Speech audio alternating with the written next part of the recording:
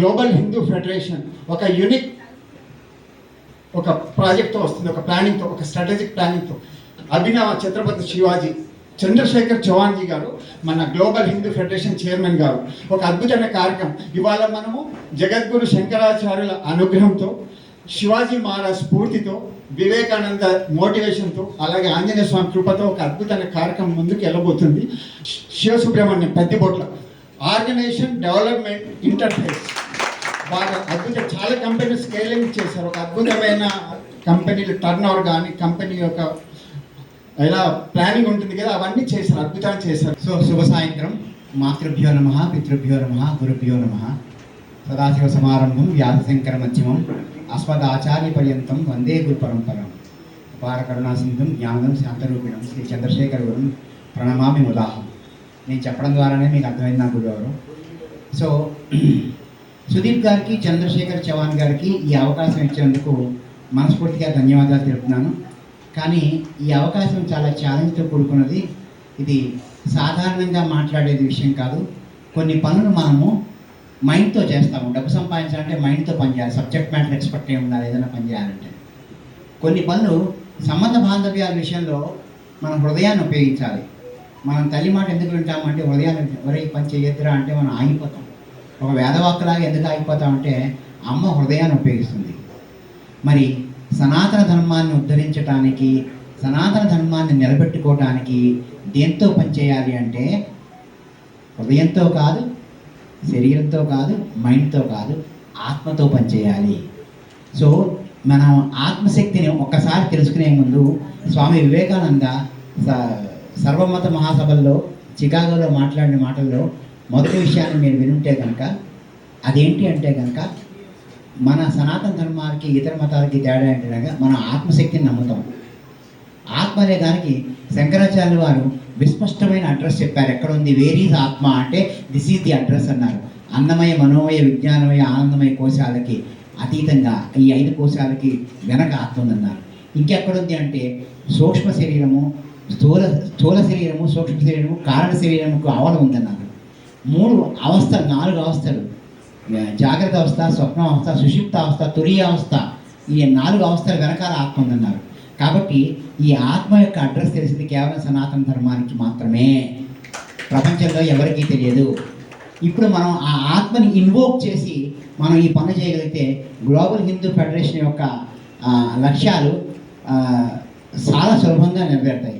కానీ మీరు దీన్ని తెలివితేటలతోనో ఇంకో దాంతోనో గెలవాలని చూస్తే మటుకు మనం తప్పనిసరిగా విఫలం అవుతాం. కాబట్టి కేవలం ఆత్మతోనే మనము ప్రోడక్ట్స్లో యూనిక్నెస్ చెప్తూ ఉంటాం. మనం ఒక ఐఫోన్ ఎందుకు కొంటాము? Creativity, innovation. ప్రతి సంవత్సరం కొత్త ఐఫోన్ కొత్త డిజైన్తో వస్తుంది. ఆ క్రియేటివిటీ ఉంటుంది, దాన్ని యూనిక్నెస్ అంటాం కదా. మన గ్లోబల్ హిందూ ఫెడరేషన్ యొక్క యూనిక్నెస్ అంటే కనుక ఆత్మశక్తి కలిగిన వాళ్ళు దీనిలో ఉన్నారు, ఆత్మశక్తిని నమ్మేవాళ్ళు దీనిలో ఉన్నారు. కాబట్టి ఈ ఆర్గనైజేషన్ గ్రో అవుతుంది అనే విషయాన్ని మనం గ్రహించుకుంటే ముందుకెళ్తాం. అలాగే ఎందుకు నేను ఇక్కడ నన్ను భగవంతుడు సెలెక్ట్ చేశాడంటే రోజు నేను ఒక చిన్న ప్రార్థన చెప్తాను, మీకు కూడా చెప్తాను ఏం చేస్తాను.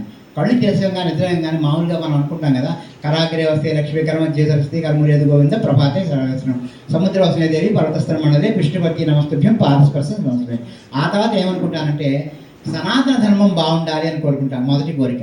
2 భారతదేశం బాగుండాలని కోరుకుంటా. 3 నా కుటుంబం బాగాలని కోరుకుంటా. 4 ఇవాళ నేను ఆరోగ్యంగా ఉండి నా శక్తి సామర్థ్యాలు నా కుటుంబానికి, సమాజానికి ఉపయోగపడాలనుకుంటా. ఇది నా నిద్రలేచే ప్రార్థన. బహుశా ఆ ప్రార్థనని భగవంతుడు ఆలకించి మరి నువ్వు ఇక్కడికి వెళ్ళరా ఉపయోగపడతామని పంపించాడేమో అనుకుంటున్నాను. దేనికైనా ఒక క్వాలిఫికేషన్ కావాలి కదా, భగవంతుడు ఆ క్వాలిఫికేషన్గా నన్ను ఇచ్చాడేమో అని అనుకుంటున్నాను. సరే, మనము ప్రజెంటేషన్లో తొందరగా వెళ్ళిపోదాం. అందరికీ కూడాను ఒక చిన్న విజ్ఞప్తి ఏంటంటే ప్రతి మనిషికి కూడాను ఒక ఉత్తేజితమైన వాక్యాలు ఉంటాయి, దాన్ని మోటివేషన్ సెంటెన్సెస్ అంటారు. మీరు ఇందాక నుంచి ఛత్రపతి శివాజీ గారిని, జై శ్రీరామ్ని అంటుంటారు. కానీ నన్ను మోటివేట్ చేసే అంశాలు చెప్తాను, మీరు కూడా ఒక్కసారి నాతో అంటే నాకెంతో మీరు సన్మానం చేసినందుకు ఆనందిస్తాను. ఏంటంటే అది ఆ పదం ఏంటంటే కనుక రామ్ నామ్ సచ్ హై, राम नाम सच है, राम नाम सच है. పులకి తిండి అయిపోయాను, ఇంకేం తినక్కర్లేదు. ఇందాకే చవాన్ గారు తిన్నాను, ఎలాగో రాత్రి కూడా తిన్నా నేను. సాయంకాలం 6 గంటల నుంచి ఉదయం 6 గంటల దాకా ఏమీ తీసుకోనండి, మంచినీళ్ళు తప్ప. ఎందుకంటే రాత్రి సమయంలో శరీరాన్ని ఆ విధంగా సృష్టింపజేయాలి. అది మన ధర్మంలో చెప్పబడిన విషయం. ఎప్పుడు పడితే అప్పుడు తినేయటం కాదు. మిడ్ నైట్ బిర్యానీలు మన సంస్కృతి కాదండి. సో ఇది మొదలు పెట్టుకుందాం. మనకి ఏంటంటే ఈ ప్రజెంటేషన్లో మీకు 3 కనబడతాయి. మన ఛాలెంజెస్ ఏంటి, మన ఇనిషియేటివ్స్ ఏంటి, మన సొల్యూషన్స్ ఏంటి. కానీ ఆఖరిది మటుకు మనం చూపించేది ఒక అద్భుతమైన సొల్యూషన్ ఉండాలి. ఆ సొల్యూషన్ కంటేజియస్ అయి ఉండాలి. కంటేజియస్ అంటే సంక్రమిత వ్యాధిలాగా ఒకరి నుంచి ఒకరు వ్యాపించాలి. ఈ సొల్యూషన్ అందరూ కూడా మెచ్చుకోవాలి. అంతే తప్ప ఒక సొల్యూషన్ని మనం వేరే వాడు నృత్తున్నా ఉంటే గ్లోబల్ హిందూ ఫెడరేషన్ ఎప్పటికీ పైకి రాదు. ఆ సొల్యూషన్ని అందరూ తీసుకోవాలి. ఇప్పుడు ఇవ్వడానికి తీసుకోవడానికి మధ్య డిఫరెన్స్ చెప్తాను మీకు. ఇవ్వటము అంటే ఇలా చేయి పైన ఉంటుంది, అవతల వాడు సబ్సిడీ ఇస్తుంటాడు, పైగా వాడు ఆనంద దెబ్బతింటుంది, వీడేదో ఇస్తే నేను పుచ్చుకోవాలా అని. కానీ మనం రివర్స్ చేసాం, ఇవ్వడాన్ని ఇలా పెట్టాం, తీసుకోండి, నా చేతిలో చాక్లెట్ ఉన్నాయి, మీరు చాక్లెట్ తీసుకోవాలంటే ఏమవుతుంది, మీ చేయి పై ఉంటుంది. గ్లోబల్ హిందూ ఫెడరేషన్ కూడా మూల సూత్రము మనం ఇచ్చే విధానాన్ని ఇలా ఇవ్వాలి. వ్యక్తి అహంకారం ఉన్నటువంటి సంస్థలన్నీ కూడాను మూసుకుపోయినాయండి. వ్యక్తి అహంకారాన్ని ఎక్కడ పోగొట్టగలము అంటే కేవలము మనం ఇచ్చే విధానం ద్వారా పోగొట్టచ్చు. నేను చాలా మీటింగ్కి వెళ్ళి అరవగ్గా మాట్లాడేస్తానండి. 1,00,000 మంది ఉన్నా కూడా నాకు ఏ రకమైన బెరుకుండదు. ఎందుకంటే 17 ఏళ్ళ నుంచి ఇదాను, కొన్ని వందల మీటింగ్స్ చేశాను. నాకు ఇది నిత్యకృత్యం. కానీ ఈ మీటింగ్కి వచ్చేటప్పుడు ఒక ఆరోగ్యకరమైన భయంతో వచ్చాను. ఖచ్చితంగా కోటి పెట్టారు చంద్రశేఖరన్ సరస్సు వారు మా గురువు గారు. ఆయన ఒక ఆరోగ్యకరమైన భయం ఉండాలంటారు మనిషికి. పరీక్షకి వెళ్తుంటే పరీక్షా భయం, అండ్ దేవాలయానికి వెళ్తే భగవంతుడి మీద భక్తి భయం రెండు ఉండాలి. అలా నేను ఇక్కడికి వచ్చేటప్పుడు ఆరోగ్యకరమైన భయం ఎందుకు ఏర్పడిందంటే, నా మనసు ఎందుకు ఆహ్వానించిందంటే, ఇవాళ మధ్యాహ్నం నుంచి ఖాళీగా ఉన్నా. ఖాళీగా ఉండటం కాదు, ఖాళీ పెట్టుకున్నాను. సుదీప్ గారు చెప్పా, కొంచెం మనశాంతిగా చేయాలి ఈ సెషను. హడావుడికి ఎక్కడికి వెళ్ళి అక్కడి నుంచి పరిగెట్టుకుంటూ ట్రాఫిక్లో ఇక్కడికి రావడం కాదు, మధ్యాహ్నం ఖాళీ ఉంటాను. నాకు భయం వేసింది. నా భయాన్ని ఎవరు పోగొడతారు? మా సుదీప్ గారు అంటే ఆంజనేయ స్వామి ఉపాసకుడు కాబట్టి ఆయన భయం వేయదేమో, నాకు భయం వేసింది. నా భయాన్ని ఎవరు పోగొడతారు? అందుకని ఏం చేశానంటే, భయం వేసి ఇంత క్లిష్టమైన బాధ్యతనే సాయంకాలం తీసుకుంటున్నాను, దీనికి ఏం చేస్తే బాగుంటుంది అంటే కనుక, నాకు గేయం గీత నామశాస్త్రం శంకరాచార్య వారు చెప్పింది నాకు గుర్తుకొచ్చింది. ఓ, భగవద్గీత చదివితే నా భయం పోతుంది అని భగవద్గీత ఓపెన్ చేశా.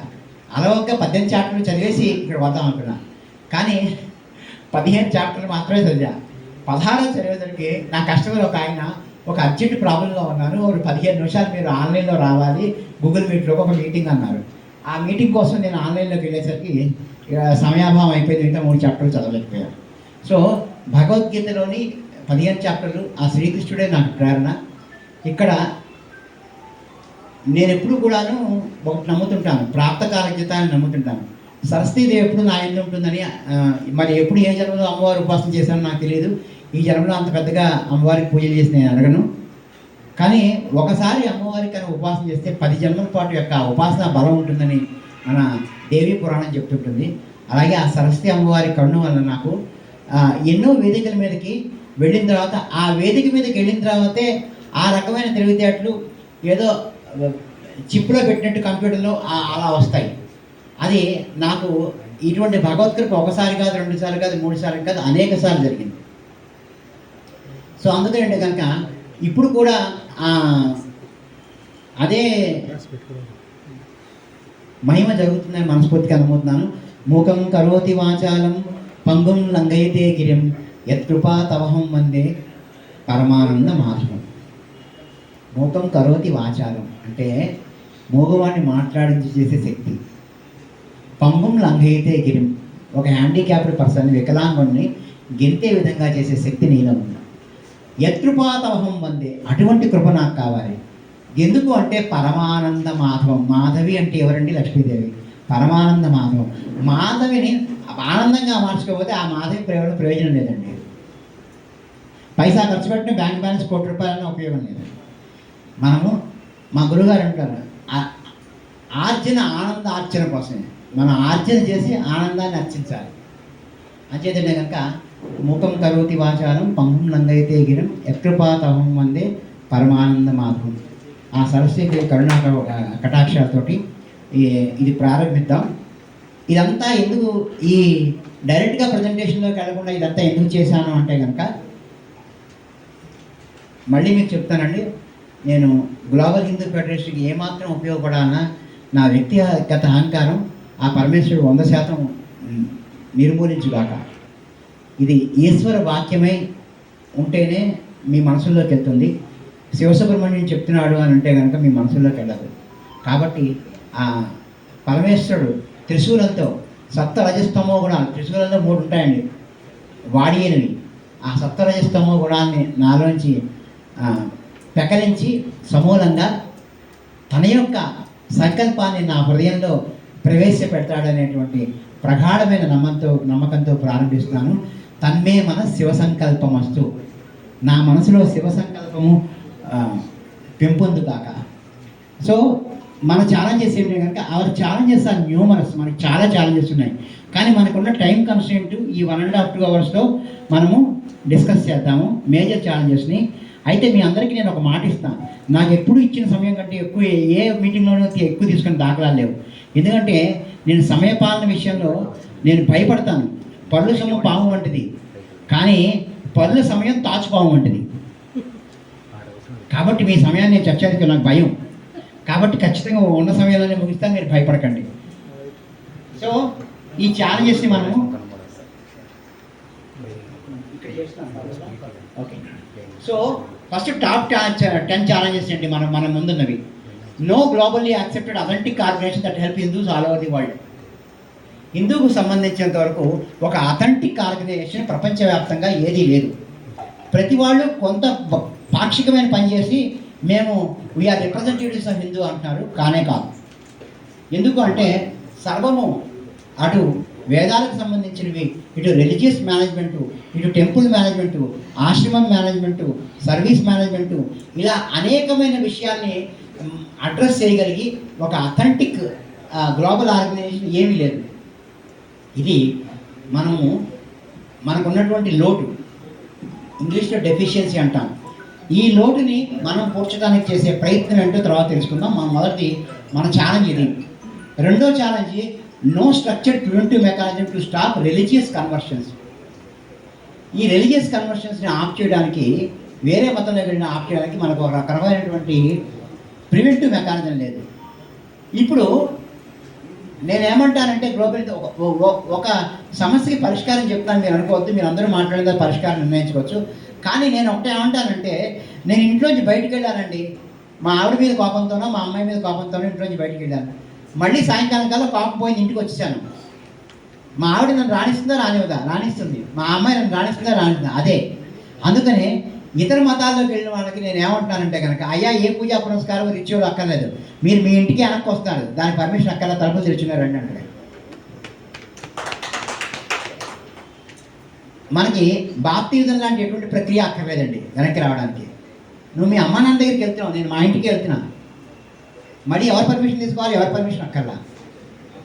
సో ఎవరైతే గిల్టీగా ఫీల్ అవుతారో, నేను మతం మారాను మళ్ళీ హిందూయిజంలోకి ఎలా రావాలని గిల్టీగా ఫీల్ అవుతారో, వాడికి ఒక్క బోర్డు జరిగితే చాలు, నీ ఇంటికి నీవు రావడానికి ఎవరి అనుమతి అక్కర్లేదు అనేటువంటి సింపుల్ ప్రచారాన్ని చేస్తే చాలు. మనం ఇది ఒక పరిష్కారం మాత్రం. ఇలాంటి పరిష్కారాల్ని మనము ఈ వేదికగా కనిపెట్టాల్సిన అవసరం ఉంది.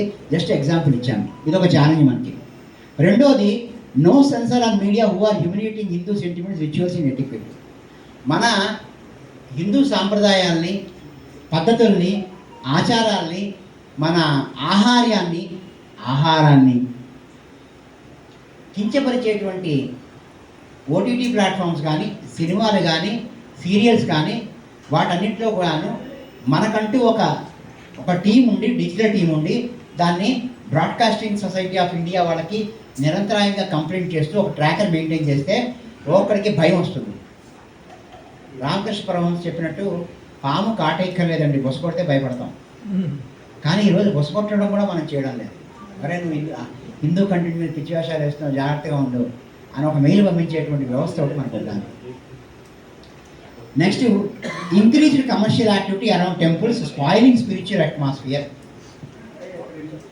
ఒక గుడికి వెళ్ళాము అంటే కొబ్బరికాయలు వాడు మన వెంట పడేవాడే, అరటిపళ్ళ వాడు మన వెంట పడేవాడే, ముష్టివాడు మన వెంట పడేవాడే. వీళ్ళందరినీ తప్పించుకొని లోపలికి వెళ్తే అక్కడ క్యూ ఉంటుంది. దాని తర్వాత ఇంకొక రకమైన మనకి ఒక ఎక్స్పీరియన్స్ రావడం లేదు. ఆ ఎక్స్పీరియన్స్ చేయడానికి మనం ఏం చేయాలంటే కనుక ఈ గుడి వాతావరణాన్ని స్పిరిచువల్ ఎక్స్పీరియన్స్గా ఎలా మార్చాలి, ఆ మార్చడానికి మనం చేయాల్సిన పనులు ఏంటి, దానికి స్టాండర్డ్ ఆపరేటింగ్ ప్రొసీజర్ ఏంటి, అలాంటిది మనం కనిపెట్టాలి. కనిపెట్టి గ్లోబల్ హిందూ ఫెడరేషన్ ఒక్క గుడిని ఆ విధంగా చేసి దాన్ని మనం యాప్లో పెట్టి ఈ గుడికి ఒక్కసారి వెళ్ళండి అంటే ఓహో ఈ గుడిలో మన గుడి ఎందుకు లేదు అనుకోవాలి. మనం ఆ గుడిని తీర్చిదిద్దడానికి చాలా ప్రయాసపడాలి. ఇందాక చవాన్ గారికి నేను మాట్లాడుతూ ఒక మాట చెప్పాను. మనం ఏ పని చేసినా ముందు మనం దానికి బాస్ కాదు, మన యొక్క తెలివితేటలన్నింటినీ మేనేజ్ ఒక సిస్టమ్ కింద కాగితం మీద రాయాలి. ఆ సిస్టమే మనకి రాజ్యాంగము, మన భగవద్గీత, మన ఉపనిషత్తు. ఆ రకంగా మనం రాసి ఎప్పుడైతే మనం ఒక మోడల్ టెంపుల్ని చూపించామో ప్రపంచవ్యాప్తంగా గ్లోబల్ హిందూ ఫెడరేషన్ పెట్టినటువంటి టెంపుల్ మేనేజ్మెంట్ అద్భుతంగా ఉంది. మనం ఇక్కడ ఏ జ్ఞానాన్ని దానిలో పెట్టినా మనం దానికి రాయల్టీ అడగండి, ఏం అడగం. హాయిగా డౌన్లోడ్ చేసుకోండి, చూడండి, పాటించండి. ఇది కనుక మనం చేయగలిగినట్లయితే టెంపుల్ వ్యవస్థలో మనం ఇచ్చేస్తాం. అలాగే మనలో నేను కెమిస్ట్రీ చదువుకోలేదు, మనలో కెమిస్ట్రీ చదువుకున్న వాళ్ళు కానీ ఇంకా కాస్త సైన్స్ చదువుకున్న వాళ్ళు కానీ ఎవరైనా ఉన్నట్లయితే కనుక ఏవైతే హానికరమైన కెమికల్స్ మన అగరత్తుల్లోనూ కానీ కర్పూరంలో కానీ హవన్ ద్రవ్యాల్లో కానీ కలుపుతున్నారో వాటిని ఐడెంటిఫై చేసి వాటికి ఒక టెస్టింగ్ ల్యాబ్ పెట్టి మీరు కొనాలి అంటే కనుక ఈ టెస్ట్ ల్యాబ్లో చేసుకోండి. అన్నయ్య ఉంది కదండి మనకి నేషనల్ ఇన్స్టిట్యూట్ ఆఫ్ న్యూట్రిషన్. అదేవిధంగా అండ్ టెంపుల్ మెటీరియల్కి పూజా మెటీరియల్ స్టాండర్డ్స్కి ఒక ఇన్స్టిట్యూట్ మనం ఏర్పరచుకొని అయ్యా మీ కర్పూరం దాంతో ఊగుతుందా, దాని స్టిక్కర్ ఉందా, దాని స్టాండ్ ఉందా చూసుకోండి. లేకపోతే మీరు గుడి వాతావరణాన్ని పొల్యూట్ చేస్తారు, మీ ఇంటి వాతావరణాన్ని పొల్యూట్ చేసుకుంటారు. ఊరికే పొగ తప్ప దానిలో ఏమీ రాదు. అలాగే హానికరమైన కెమికల్స్ కలిపిన అగరత్తులు పీల్చడం వల్ల మన శ్వాసకోశ సంబంధమైన వ్యాధులు వస్తాయి. ఇప్పటికే ఎవరైనా అచ్చకుర్తిలో ఉన్నవాళ్ళు వాళ్ళకి ఆల్రెడీ ఇబ్బంది వచ్చేసింది. మా ఇంటికి ఎవరైనా సత్యావతం చేసుకుని అచ్చుకుని అంటే సార్ అగరత్తి ఒక్కటే వెలిగించండి ఎక్కువ కంట. ఎందుకంటే ఆ వాసన పెంచడానికి వాళ్ళకి రోజు అదే పని కదా, చాలా ఇబ్బంది రిక్వెస్ట్ చేస్తున్నారు. నేను చెప్పింది కరెక్టే కదండి. సో దీనికి కారణం ఏంటి అంటే కనుక మనము కలుషితమైనటువంటి పూజా ద్రవ్యాలు వాడుతున్నాము. మన పూజా ద్రవ్యాలని సవ్యమైనవి అనడానికి అథెంటిక్ బాడీని కనుక ఒకటి ఏర్పాటు చేసి దాని స్టాండర్డ్స్ ఏర్పాటు చేసి ఇదిగో హైదరాబాద్లో తార్నాకలో ఈ ఇన్స్టిట్యూట్ ఉంది, ఇక్కడ మీ పూజా ద్రవ్యాలు చెక్ చేసి మీకు ఇస్తారు అనే చెప్తే దానికి టీటీడీ నుంచి కానీ తిరుపతి దేవస్థానం నుంచి కానీ దేవాదాయ ధర్మాదాయ శాఖ ఎక్కడి నుంచైనా గ్రాంట్ తీసుకురావచ్చు. అందరం మన హిందువులు చాలా పెద్ద కమ్యూనిటీ అండి, 10 పైసలు వేసుకున్నా సరిపోతుంది ఆ ల్యాబ్ ఏర్పాటు చేయడానికి. అది ఒక్కటి పెట్టామంటే దానికి ఒక పేరు పెట్టాలి, నేషనల్ ఇన్స్టిట్యూట్ ఆఫ్ న్యూట్రిషన్ లాగా. పూజా మెటీరియల్కి సంబంధించినంత వరకు పూజా మెటీరియల్ ఒక పవిత్రమైనగా కావాలి ధ్యాసానికి. ఎందుకు అంటే కనుక అప్పుడు ఈ గుడి చుట్టూ సాగేటువంటి వ్యాపార కార్యక్రమాలన్నీ చాలా వరకు బంద్ అయిపోతాయి. ఎందుకు అంటే కనుక బాబు జిహెచ్ఎఫ్ ఇది ఉందా, దాన్ని ఏమంటారు, అథెంటికేషన్ ఉందా, హోలోగ్రామ్ క్రియేట్ చేస్తాం. ఆ హోలోగ్రామ్ అతికించుకుంటారా మీరు, ఆ హోలోగ్రామ్ ఉంటేనే కొంటారు పూజా మెటీరియల్. అప్పుడు ఏమవుతుందంటే ఆటోమేటిక్గా ఇంతకుముందు ప్రతి ప్రోడక్ట్ని ఆర్గానిక్ అని అమ్మేవాడు. ఇప్పుడు గవర్నమెంట్ వచ్చి మెకానిజం పెట్టి నాన్ ఆర్గానిక్ ప్రోడక్ట్ అని చెప్తే 3 నెలలు చేయలేని చెప్పింది. దెబ్బకి సూపర్ మార్కెట్ వచ్చి అన్ని తీశారు. ఇది నాకు ఎలా తెలిసిందంటారా, నేను ఒక ఆర్గానిక్ కంపెనీ కన్సల్టింగ్ చేశాను, అందుకని తెలిసింది. సో ఎప్పుడైతే మనం ఇది పెడతామో మనకి ఆ ప్రాబ్లమ్స్ అన్నీ పోతాయి. ఈ అట్మాస్ఫియర్ రావడానికి ఎక్కువ వ్యాపార ధోరణి బాగా పెరిగిపోయింది.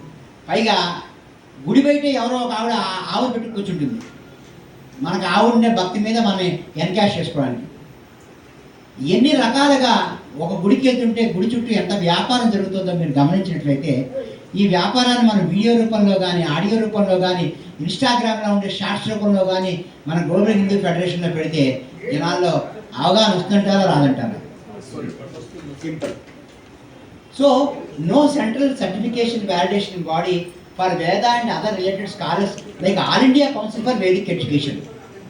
ఏఐసిటీ లాగా ఒకటే ఉండాలండి, మీరు అక్కడ చేయించుకోవాల్సిందే. మీరు ఇండియాలో ఎంబీబీఎస్ చేసి అమెరికాలో ప్రాక్టీస్ చేస్తాను అనుకోండి, కుదరదు. మీకు ఆ విషయం తెలుసో లేదో. అక్కడ మనం అక్కడ మళ్ళీ మనము సర్టిఫికేషన్ తీసుకోవాల్సిందే. లాస్ ఎంత స్ట్రిక్ట్గా ఉంటాయంటే ఒక డాక్టర్ గారు 55 ఏళ్ళు ఆవిడ పాపం వాళ్ళ మనవరాలను చూసుకోవడానికి అమెరికా వెళ్ళింది.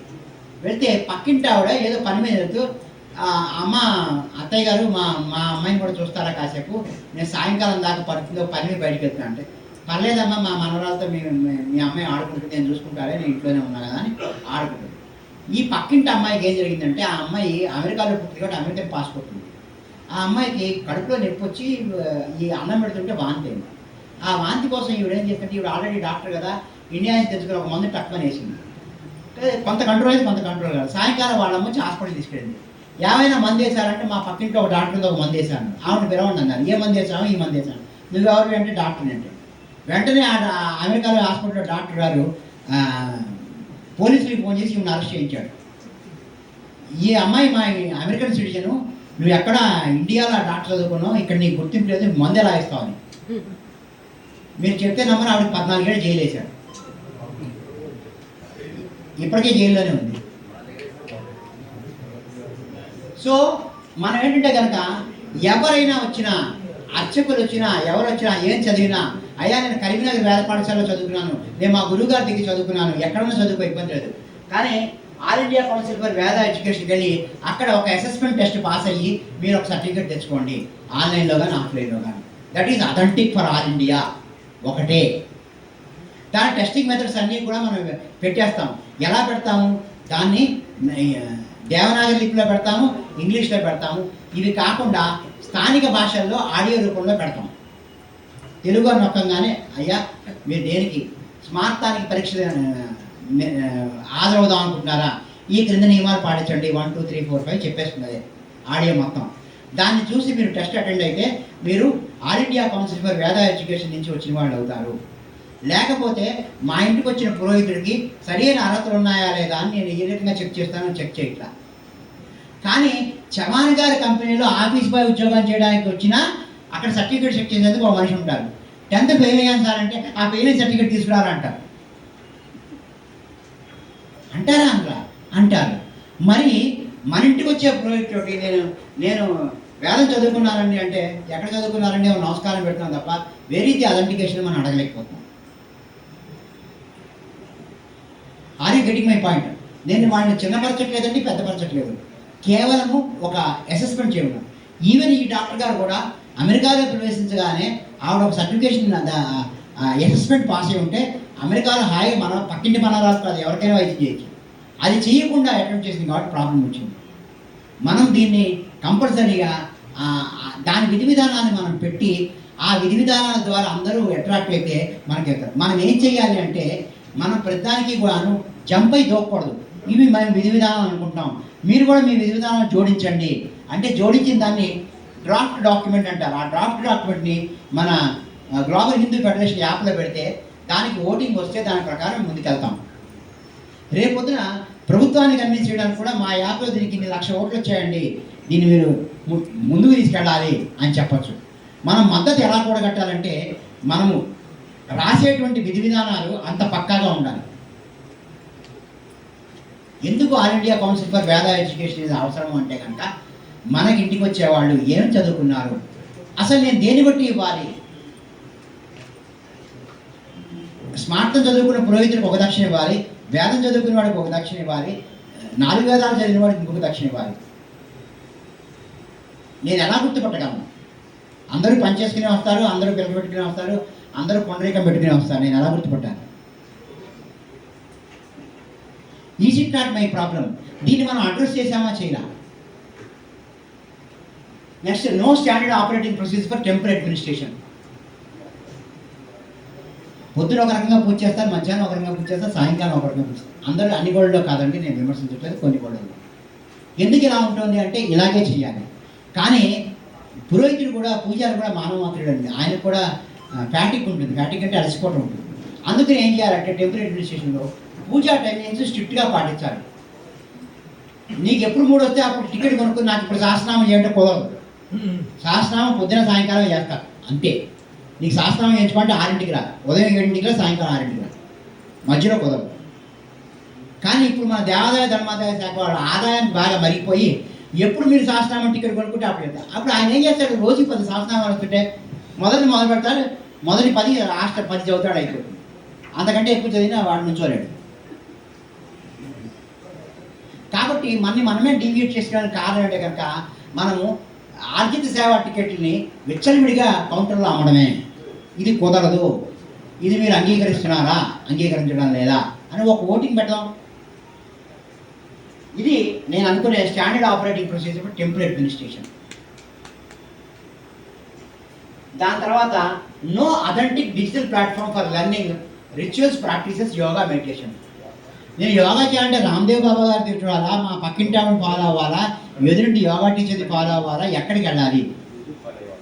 మనకి ఒక ఓటీటీ ప్లాట్ఫామ్ ఉండాలి.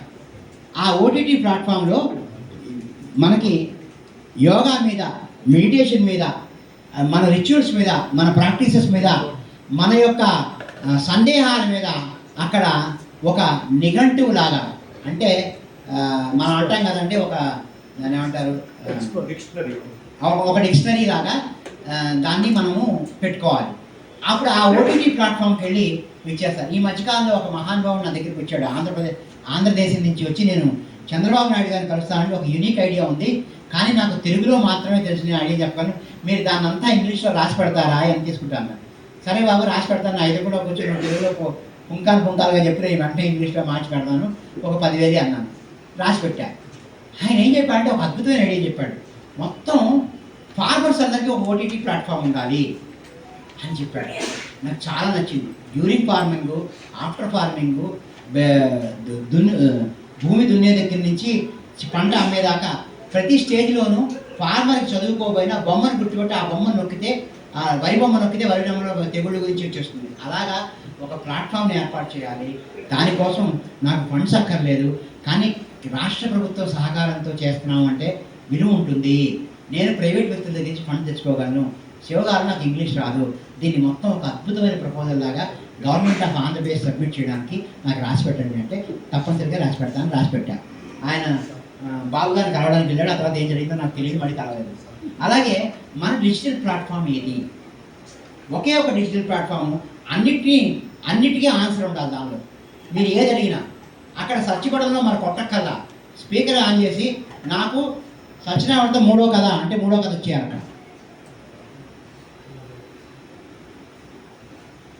వరలక్ష్మి వ్రతం కలిసి అంటే కలిసి బొమ్మ వచ్చేయాలి అక్కడ. ఇది మనము ఒక డిజిటల్ ప్లాట్ఫామ్. మరి ఈ ప్లాట్ఫామ్ డబ్బులు ఎక్కడ వస్తాయి అంటే, ఏమండి మిగతా మతాల గురించి నాకు తెలియదు, కానీ సనాతన ధర్మంలో డబ్బుకి లోట్లేదు.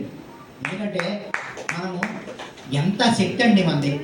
ఈ ఓటీటీ ప్లాట్ఫామ్కి తలా రూపాయి అక్కర్లేదండి. 10 పైసలు ఇచ్చిన హిందువులు భారతదేశంలో ఈ ప్లాట్ఫామ్ తయారవుతుంది. అందుకని మన గ్లోబల్ హిందూ ఫెడరేషన్లో కూడాను మనము డొనేషన్ అడిగేది మినిమం ₹1 మాత్రమే. రూపాయి ఇవ్వండి చాలు.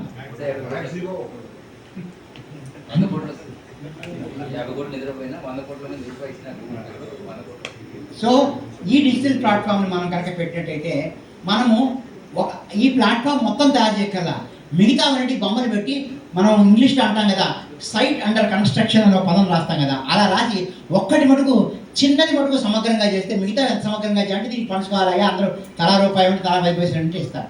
కానీ ఆ ఒక్కటి చేయడానికి మనం ఉన్న 50 మంది తలో చేయి వేసుకుంటే అది జరుగుతుంది. ఆ ఒక్కటి ఎంత సమగ్రంగా ఉండాలంటే దాని గురించి సంబంధించిన సమస్తము దానిలో ఉండాలి.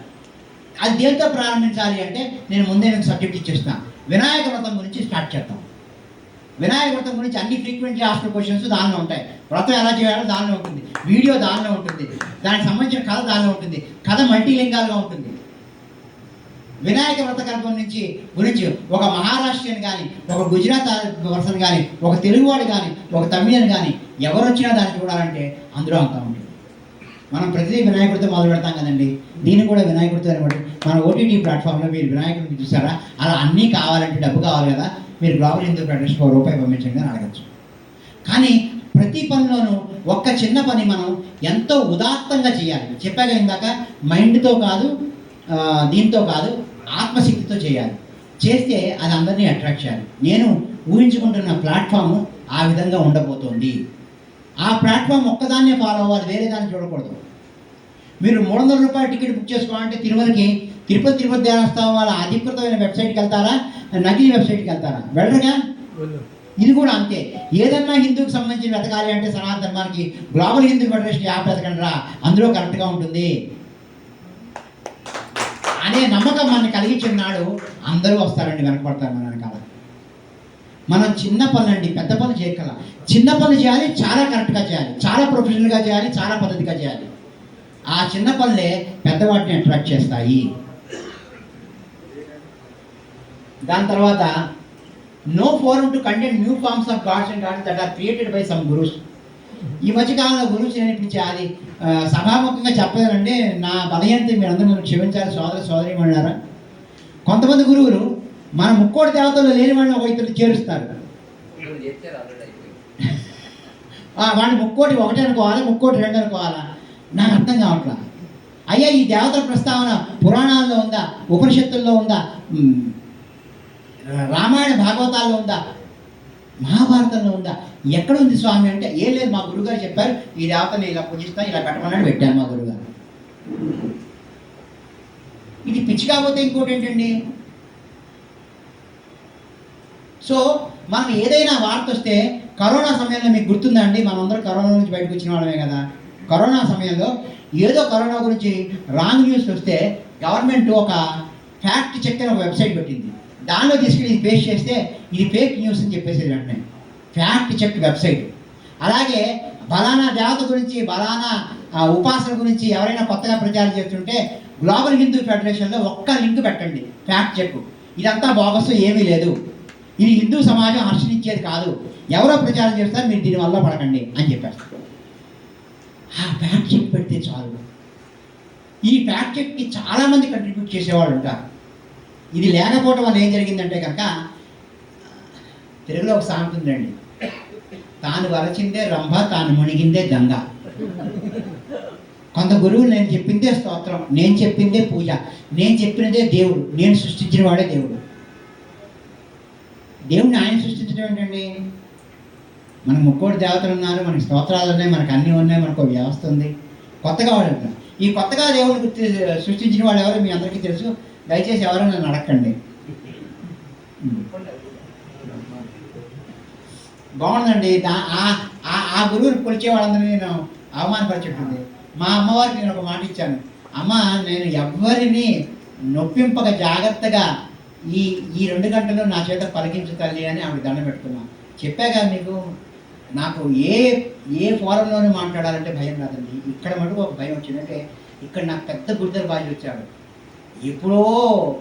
ఎప్పటి నుంచో ఉన్నటువంటి సనాతనం గురించి, ఋషుల నుంచి ఉన్నది, ఓంకారం నుంచి పుట్టినది, ఆది ప్రణవనాదం నుంచి పుట్టింది, దాని గురించి నన్ను మాట్లాడమంటే అనేది రాగానే నాకు నన్నరాన నా నాడులన్నీ కూడా భయంతో కంపించినాయి. అందుచేతంటే కనుక నేను నా నోట్లోంచి ఒక తప్పు వాక్యం కూడా రాకుండా జాగ్రత్త పడుతుంది మా అమ్మవారు సరస్వతీదేవి. సో సరస్వతీదేవి తెల్లచీర ఎందుకు కట్టుకుంటుందండి? ప్యూరిటీ మరకుండకూడదు. నా ఉపన్యాసంలో మరకుంటే మళ్ళీ చవాన్ గారు నన్ను పిలవరు, ఆది విషయం నా నెంబర్ కూడా ఆయన చెప్పేసుకుంటారు, డిలీట్ చేసుకుంటారు. తర్వాత accumulated non-performing asset in various ashrams as succession planning is poor. ఎవరో స్వామీజీ వస్తారండి, ఆయనకు విరాళాలు ఇచ్చేస్తారు, పెద్ద పెద్ద ఆశ్రమాలు కట్టేస్తారు. ఆ స్వామీజీ యొక్క ఆశయాన్ని ముందుకు తీసుకెళ్ళడానికి, రామకృష్ణ పరమహంస ఆశయాన్ని ముందు తీసుకెళ్ళడానికి మన వివేకానంద ఉన్నారు. వివేకానంద తర్వాత అనేక మంది వచ్చి చక్కగా ఆ సాంప్రదాయాన్ని అలాగే కొనసాగిస్తారు.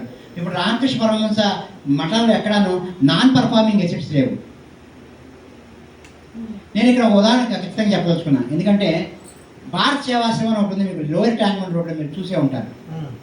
ఆ స్వామీజీ దాన్ని ప్రారంభించడం చాలా గొప్ప. ఇప్పుడు సక్సెషన్ ప్లానింగ్ లేదు, దానికి వచ్చిన ఆస్తి ఉంది హైదరాబాద్లో. లోయర్ ట్యాంక్మెంట్ రోడ్ అంటే గజాంతరం చూడండి. కానీ ఇప్పుడు అక్కడ ధర్మ ప్రచారం ఇంకోటి ఏది లేదు కదా, దాన్ని ఎందుకు ఉపయోగించుకుంటారంటే ఎవరైనా పోతే సంవత్సరీకాలు పెట్టాలని దానికి ఉపయోగించుకుంటున్నారండి. ఇదా భారత సేవాశ్రమం. ఆ భారత సేవాశ్రమం పెట్టి స్వామీజీ ఇప్పుడు కనుక ఉండుంటే కనుక ఎంత ఆవేదన చెందేవాడు. సక్సెషన్ ప్లానింగ్ లేదు. నేను అక్కడ ఉన్న ఒక ఆయన అడిగా, ఏమండి భారత సేవాశ్రమం యొక్క ఉదాత్తమైన ఆశయాలను పక్కన పెట్టి ఇలాంటి వాటికి అద్దెకిస్తారు ఏంటంటే, ఏమండి ఈ ఆశ్రమం ఎంత పెద్ద ఉందో చూడండి, దీన్ని తొడవడానికైనా తుడిచేవాడికి డబ్బులు ఇవ్వాలి కదా, మా దగ్గర ఫండ్స్ లేవండి, సో ఏదో ఒక రకంగా అద్దెకి ఇవ్వాలిగా, తగ్గినానికో మాసికానికో ఏదో ఒకటి ఇవ్వాలిగా. సో సో మమ్మల్ని తప్పటకండి అన్నాడు. Revenue generation model. సార్ చెప్పండి. Sir, I am the consultant Bharat Shivasram Sangha in Lower Tangband. And just to let you know, I don't understand Telugu. Just to let you know that over the last 3 years, we have succession planning. There are Swamijis who have been appointed. I have visited the Calcutta head office and I have explained to them. I myself am a risk management person in the Chartered Accountancy profession. So I do not know what you are talking about Bharat Shivasram sir. If you are saying that there is no succession planning, I would beg to differ. Yeah, thank you very much sir. ఆయన what he selling is Badshashramam has got succession planning అన్నారు. But succession planning లేని ఆశ్రమాలు చాలా ఉన్నాయి. I apologize you for that sir. When I visited it I found that it is running without any proper successor and on the what is the principles I have read about Badshashramam are very great, but they are not reflecting in the present activities. That is what I found myself. My opinion may be wrong, I am ready to take it back, but I am telling you, lot of present Swamijis వాళ్ళకి success ఏంటో తెలియదు. And వందల కొద్దీ ఎకరాలు ఉన్నాయి, భూములు ఉన్నాయి, department అవన్నీ కూడాను వ్యర్థమైపోతాయి, నాన్ పర్ఫార్మింగ్ ఎసెట్స్గా అయిపోతాయి. వాటిని అర్థవంతంగా ఎలా మార్చాలనేది మనం గ్లోబల్ హిందూ ఫెడరేషన్ అనేది ఒక మార్గాన్ని చూపించాలి. లేకపోతే ప్రతి స్వామీజీ ఎంతో కొంత స్ఫూర్తి కదా, ఆ స్ఫూర్తిని తీసుకుని ముందుకు వెళ్ళాలి కదా. ఇప్పుడు somebody differ with me like భారత సేవాశ్రమం ఆయన చేయడం డిఫరెంట్గా. సత్సాయిబాబా ఉన్నట్టుగా ఇప్పుడు కార్యక్రమాలు నడుస్తాయో చెప్పండి. ఇందులో సత్సాయిబాబా భక్తులు ఎవరైనా ఉంటే వాళ్ళు they might be hurt with me, but I'm asking a sincere question. నేను సత్సాయిబాబా ఉండగా నేను పుట్టపర్తి వెళ్ళాను. అప్పుడు నేను ఈనాడులో పనిచేసేవాడిని. I was one of the special invitee for the hospital opening అన్నీ చూశాను. కానీ ఈరోజు హాస్పిటల్ ఏమైంది? కారణం అంటే కనుక ఒక రాజ్యాంగం లాగా ఆ సెక్షన్ ప్లానింగ్ ప్రాపర్గా రాసి ఇదిగో ఇది ఇలాగే జరగాలి, ఇది ఇలాగే జరగాలి.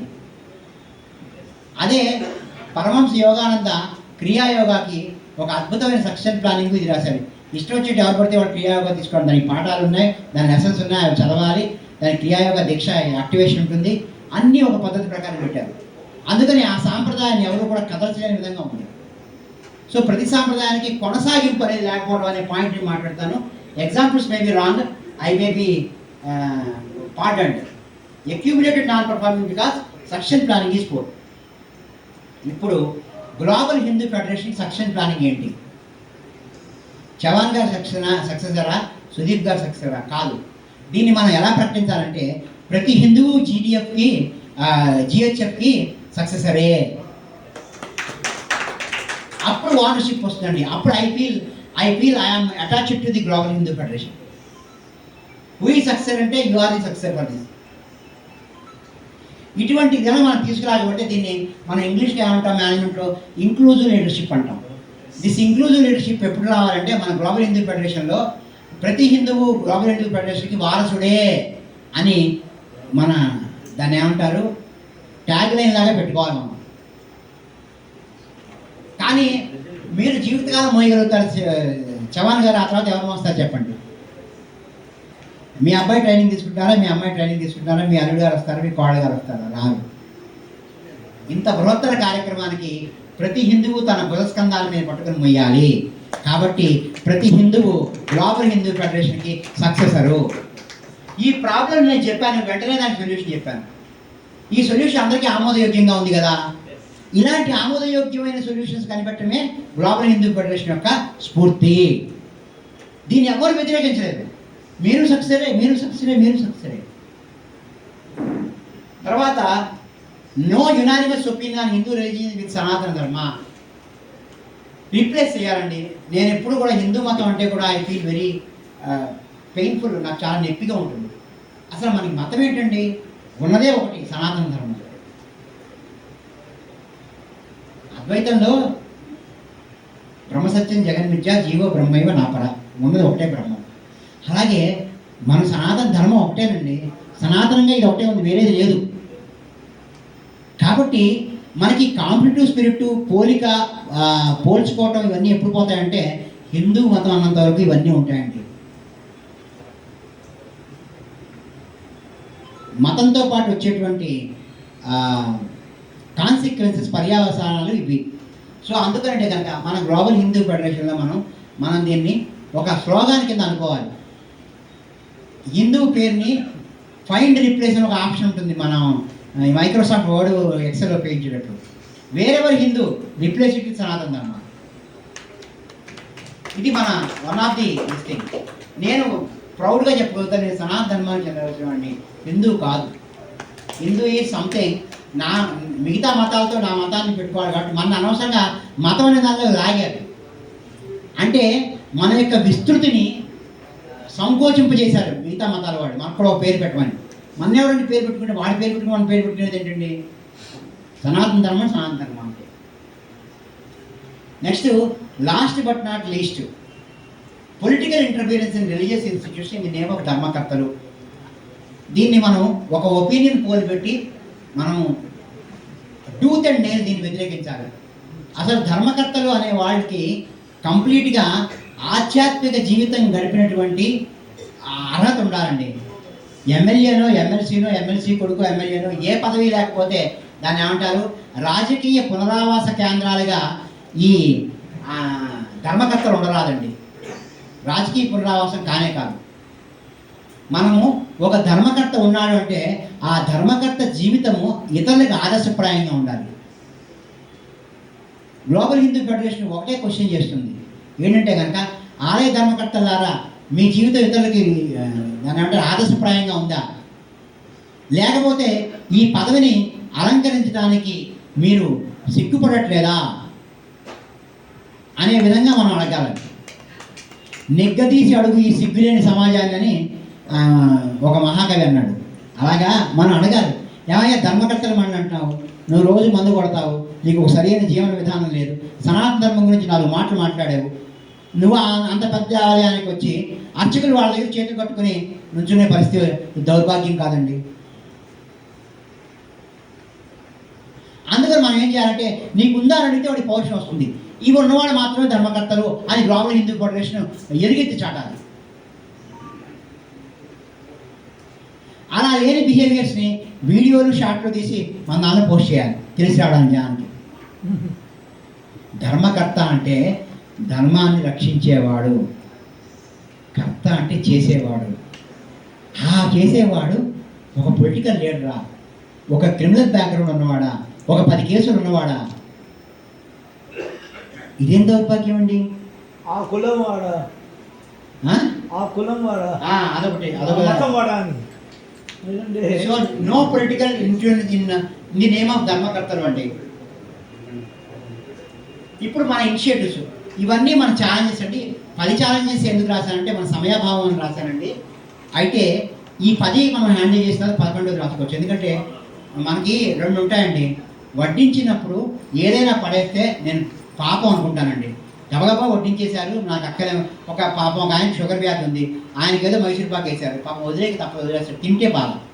కానీ బఫే పెట్టేటప్పుడు ప్లేట్ నీ చేతిలో ఉంటుంది కదా, ఒళ్ళు దగ్గర పెట్టుకుని నీకు ఏం కావాలి అడిగితే నా కర్మ ఏంటంటే కనుక బఫే తిన్నవాడు కూడా ప్లేట్లో కొన్ని పదార్థాలు వదిలేశారండి.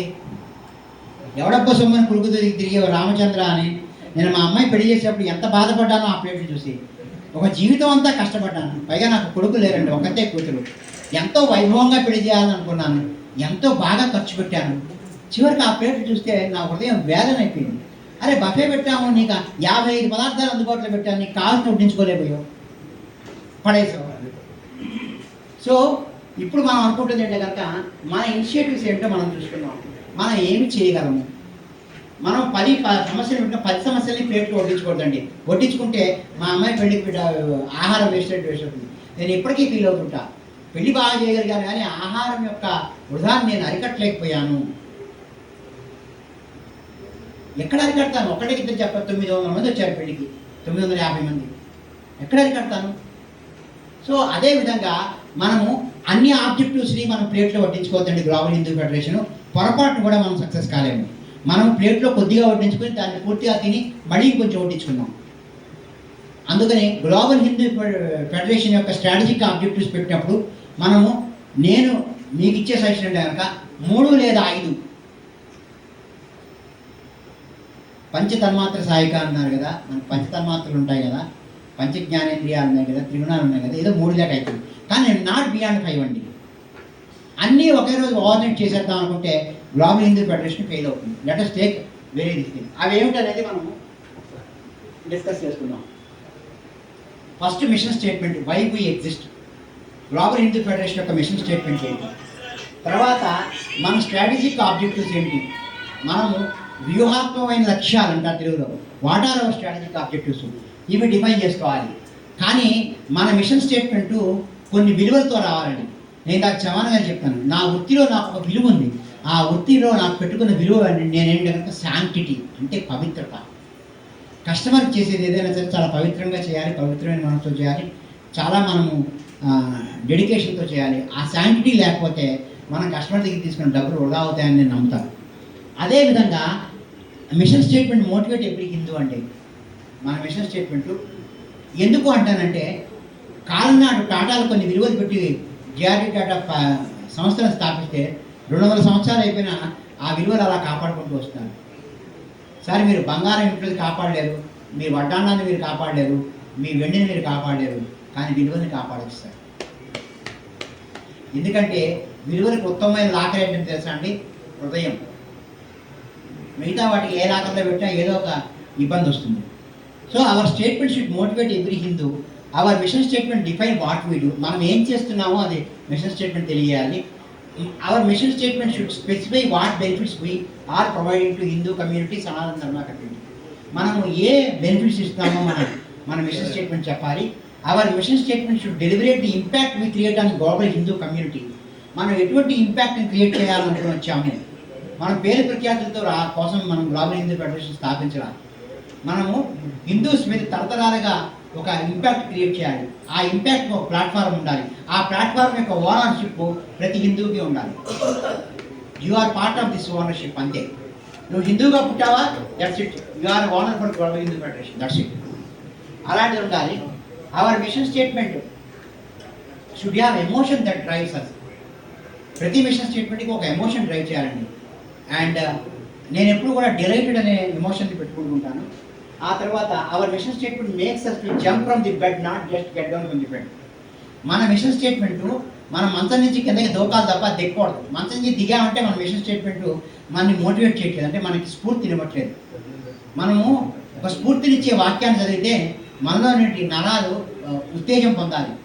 అటువంటి స్ఫూర్తిదాయకమైన ఒక వాక్యాన్ని మనం రాయటమే మన మిషన్ స్టేట్మెంట్. దీనికి మీ అందరి యొక్క సహకారం కావాలి.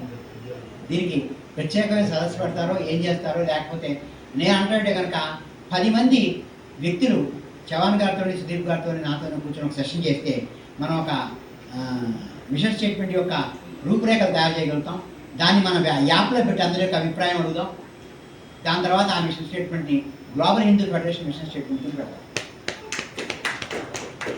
నా ప్రొఫెషనల్ అండ్ నా వ్యక్తిగతమైన మిషన్ స్టేట్మెంట్, అసలు నేను ఎందుకు బతుకున్నాను అనే దానికి నా ప్రొఫెషనల్ మిషన్ స్టేట్మెంట్ చెప్తే ఇప్పుడు నేను బిజినెస్ ప్రమోట్ చేసుకున్నట్టు అవుతుంది. అది చేయకూడని పని కాబట్టి చెప్పను, కానీ చవన్ గారు చూపించాను కదా సార్ నా ప్రొఫెషనల్ మిషన్.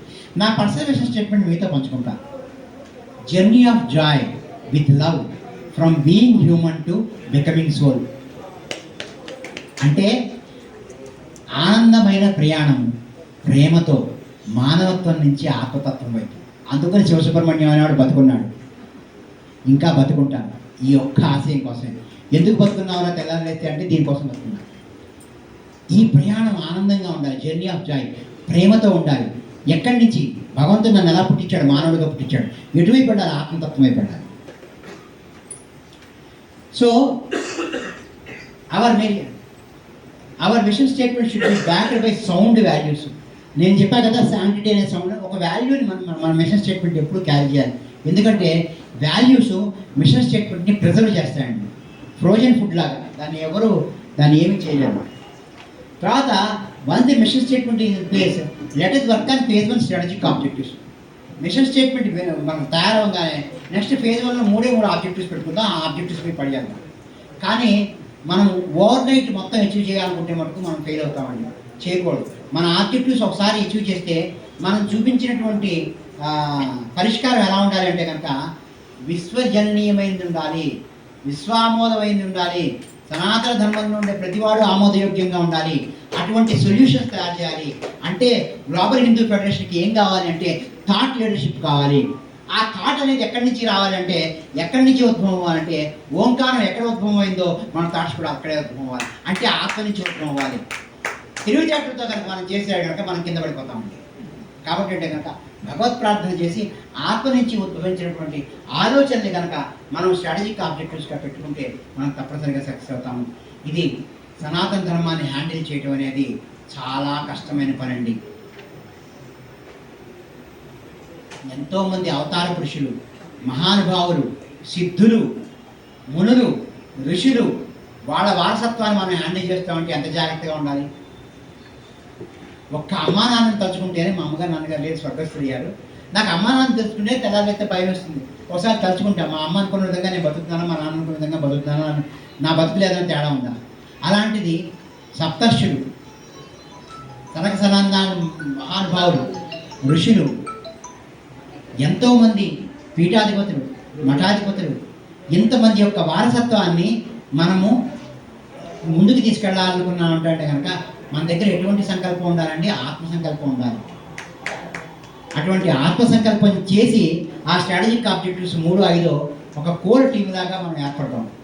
దీనికి సంబంధించినంత వరకు చవాన్ గారు కానీ, సుదీప్ గారు కానీ నెక్స్ట్ మన ఆబ్జెక్టివ్స్ కానీ, మిషన్ స్టేట్మెంట్ తయారు చేయడానికి కానీ మిమ్మల్ని ఇన్వైట్ చేసినట్లయితే మీరు పూర్తిగా ఏదో ఒక ఇవాళ చేసినటువంటి చిన్న రకమైన పూజ కాదు, ఒక ఆంజనేయ స్వామి అష్టోత్తరమో లేకపోతే ఒక హనుమాన్ చాలీసో కాదు, ఒక ఉపాసన చేసి రండి ఈ కార్యక్రమానికి. సాధారణంగా రావడం కాదండి.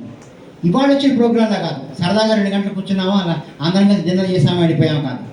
మిషన్ స్టేట్మెంట్ని తయారు చేసే వాళ్ళందరూ కూడాను మనము శివరాత్రికి గర్భగుడిలోకి వెళ్ళి పూజ చేసేటప్పుడు ఎలా అయితే వస్త్రధారణ చేసి పుండరీకం పెట్టుకుని పవిత్రంగా వెళ్తామో, దీనికి ఆ విధమైనటువంటి వ్యక్తులే రావాలని మనసా వాచా కర్మణ కోరుకుంటున్నాను. నేను మిషన్ స్టేట్మెంట్ చేస్తా, ఇక్కడికి వచ్చి నా తెలివితేటలు చూపిస్తా అనే వాళ్ళకి నేను ముందే పాద నమస్కారం చేస్తాను. చవాన్ గారికి పంచామృతాలు అరేంజ్ చేయమని చెప్పి ఆ రోజు అలాంటి తెలివితేటలు చూస్తే నేను పంచామృతాలతో కూడా అభిషేకం చేసి పంపించేస్తాను. నాయన వద్దని. Global Hindu federation mission statement or strategic objectives cannot be made by mind, cannot be made by intelligence, it can be made by only the power of soul. ఒక రకమైన సాధనతో రండి. నేను ఇలా వచ్చి ఇవాళ వచ్చినట్టు 15 చాప్టర్ భగవద్గీత చదివి వచ్చా. మనస్ఫూర్తిగా మీకు చెప్తున్నాను. ఇది ఎందుకు చేశాను అంటే మీకేదో చెప్పుకోవడానికి కాదు, భయంతో చేశాను. So strategic objectives directors to travel in specific directions without any deviation. ఒక్కసారి ఆబ్జెక్టివ్ పెట్టుకున్న తర్వాత అది నెరవేరేలాగా కొత్త తీసుకోవద్దు దయచేసి. చాలా ఆర్గనైజేషన్లు మల్టిప్లికేషన్ పిక్చర్ ఉంటాయండి. అంటే తొందరగా ఎదిగిపోవాలని చెప్పేసి ఇది ఏమన్నా రిలయన్స్ ఫ్రెష్ పెట్టినట్ట లేకపోతే మన రత్నదీప్ సూపర్ మార్కెట్ పెట్టినట్ట, అలా కాదండి. గ్లోబల్ హిందూ ఫెడరేషన్ అలా ఎదగదు. కొట్టేది ఒకటైనా సరే విశ్వవ్యాప్తంగా ఉన్న ప్రతి హిందువుకి ఆ భావం తాకాలి. ఈరోజు నేను ఆలోచిస్తుంటే మరో చోట గ్లోబ్లో ఒక హిందువుని నిద్రపోతుంటాడు గాఢంగా. ఇప్పుడు మనం వెళుతూ ఉన్నామండి, అమెరికాలో పడుకుంటారు, న్యూజిలాండ్లో గాఢ నిద్రలో ఉంటారు. కానీ ప్రతి వాడిని తట్టి లేపేటువంటి ఆబ్జెక్టివ్ కావాలి ఇది. And once the strategic objectives are framed, no one is allowed to give further suggestion or manipulate them. ఒక్కసారి ఆబ్జెక్టివ్ చేసామంటే కనుక అదేదో సినిమాలో డైలాగ్ రావా, ఒక్కసారి నేను కమిట్ అంటే నేను ఎవరి మాట విన్నాని. స్ట్రాటజిక్స్ ఆబ్జెక్టివ్ వచ్చిన తర్వాత దాన్ని మ్యానిపులేట్ చేయడం కానీ చేయడం ఎవ్వరికీ శక్తి లేదు. ఒక్కసారి చేస్తే దానికోసమే పనిచేయాలి. ఇటువంటి సంఘటిత శక్తి మాత్రమే గ్లోబల్ హిందూ ఫెడరేషన్ తీసుకెళ్తుంది. విలువలతో కూడిన, ఆత్మశక్తితో కూడిన, పవిత్రతతో కూడిన ఒక మహాసంకల్పమే గ్లోబల్ హిందూ ఫెడరేషన్ ముందుకు తీసుకెళ్ళడం. కానీ ఒక ఆర్గనైజేషన్లా చేయడానికి మన చవాన్ లాంటి వాళ్ళు పెట్టారుగా, ఆయన లాజిస్టిక్ కంపెనీ లాగా నడిపించవచ్చు, అడ్మిరల్ లాజిస్టిక్స్ లాగా నడిపించవచ్చు. ఆ తెలివితేటతో నడిపిస్తే సరిపోతుంది అంతే. నెక్స్ట్ మనము మన సొల్యూషన్స్లోకి వెళ్దాం. Our solutions are in our hand, మన చేతిలోనే ఉన్నాయి. మొదటిది ఏంటంటే మన కలెక్టివ్ వర్క్ కావాలండి, అందరం కలిసి పనిచేయాలి. మనము కమిట్మెంట్ ఎలా ఉందంటే ఒక్క మెసేజ్ ఇచ్చామంటే ఇవాళ 6ంటికి రావాలంటే 6ంటికి అండి. నేను పనిచేసే కన్సల్టింగ్ కంపెనీ ఒక ఉదాహరణ కింద మాత్రం చెప్తాను, నా గురించి చెప్తాను, దయచేసి అనుకోవద్దు. నన్ను మీరందరూ క్షమించదు కాక యాంటిసిపేటరీ బెయిల్ అన్నట్టుగా నేను యాంటిసిపేటరీ క్షమాపణ అడుగుతాను. డిస్క్లైమర్, నేను ఏదన్నా కంపెనీలో కన్సల్టింగ్ ఒప్పుకున్నానంటే, నేను మీటింగ్కి వెళ్ళానంటే ఆ కంపెనీ మేనేజింగ్ డైరెక్టర్ ఎవరు ఒక నిమిషం ఆలస్యం వచ్చిన నిమిషానికి 100 రూపాయలు నాకు పే చేయాలి. నేను నిమిషం ఆలస్యంగా వస్తే 200 రూపాయలు ఇస్తాను. నేను కంపెనీలో 10 నిమిషాలు ఆలస్యంగా వెళ్ళా, ట్రాఫిక్ జామ్ అన్నా, 2000 రూపాయలు, 10 × 200 రూపాయలు, 2000 రూపాయలు టేబుల్ మీద పెట్టి మీటింగ్ స్టార్ట్ చేశాను. నీకు కంప్లైంట్కి పోయే ఫోన్ వస్తే ఎవరికన్నా ఈ ఒక వ్యక్తిని, ఆ వ్యక్తి ఆ ఫోన్ హ్యాండ్ ఓవర్ చేసి, సార్ నేను మా సార్ మీటింగ్లో ఉన్నారు, ఏమిటో విషయం చెప్పండి నోట్ చెప్పాను. నేను మీటింగ్ హాల్లో ఉన్నప్పుడు పొరపాటు కూడా మొబైల్ సెలవు చేయను.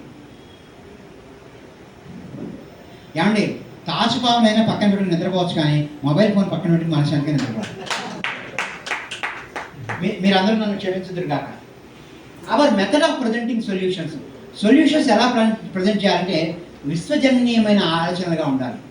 ప్రపంచవ్యాప్తంగా ఎవరు విన్నా వాళ్ళ హృదయానికి తాకాలి. అంతే తప్ప మన తెలివితేటల నుంచి ఉద్భవించినటువంటి solution is not going to work for global Hindu federation. It should come from the strong value based and soul power based సొల్యూషన్స్ని మనం తీయాలి. దానికి అనేకమైన డెలిబరేషన్స్ చేయాలి. అంతే తప్ప తొందరగా తీసుకుని సాయంకాలం కల్లా అయిపోవాలనే టార్గెట్ లాగా చేసేది పనులు ఇక్కడ చేయకూడదండి. తర్వాత థాట్ లీడర్షిప్ అంటే ఏంటంటే కనుక మన ఆలోచనే ఒక భయంకరమైన పాశుపదాస్త్రం లాగా ఉండాలి. పాశుపదాస్త్రాన్ని ఎవరు అడ్డుకోలేరండి, అది శివుడి యొక్క అస్త్రం, దాన్ని అడ్డుకునే శక్తి ఎవరికీ లేదు. అలాగా మన థాట్ అనేది పాశుపదాస్త్రం లాగా అందరిలోనే వెళ్ళిపోవాలి. నేను మామూలుగా కంపెనీలో మీటింగ్ చేసేటప్పుడు ఒకటి అంటాను, అయ్యా మీరందరూ, నేను 1 గంట మాట్లాడతాను, మీరందరూ నెగిటివ్ మైండ్తో కూర్చోండి నా మీద, మీరు గంట కాలం పాజిటివ్ మైండ్లోకి వస్తారు, రాకపోతే మీ ఎండి గారు చెప్పండి, నా సర్వీస్ తీసుకోవద్దని చెప్తాను. అంత ఛాలెంజింగ్గా చెప్తాను. కేవలం బిజినెస్ కోసం చేసే నేను మీటింగ్ అంత ఛాలెంజింగ్గా చేస్తుంటే మరి మనం దీన్ని ఎలా చేయాలి? థాట్ లీడర్షిప్ అంత పాజిటివ్ పవర్ ఉండాలి. తర్వాత మెథడ్ ఆఫ్ ప్రజెంటింగ్ సొల్యూషన్ ఎలా ప్రజెంట్ చేయాలి? ప్రతి వ్యక్తికి ఆ సొల్యూషన్ చూస్తే అరే ఇది చాలా సులభంగా ఉందే, మత మార్పులు ఇంత సులభంగా అడ్డుకోవచ్చా? ఇప్పటిదాకా ఎవడూ చెప్పలేదే, గ్లోబల్ హిందూ ఫెడరేషన్ ఒకటే చెప్పింది, ఇంత సులభమైన సొల్యూషన్ చెప్పిందే అనుకోవాలి. అక్కడ బ్యూటీ అండి. ఈ ప్రపంచంలో ఎక్కువ మంది ఉపయోగించేవన్నీ కూడా సులభంగానే ఉన్నాయి.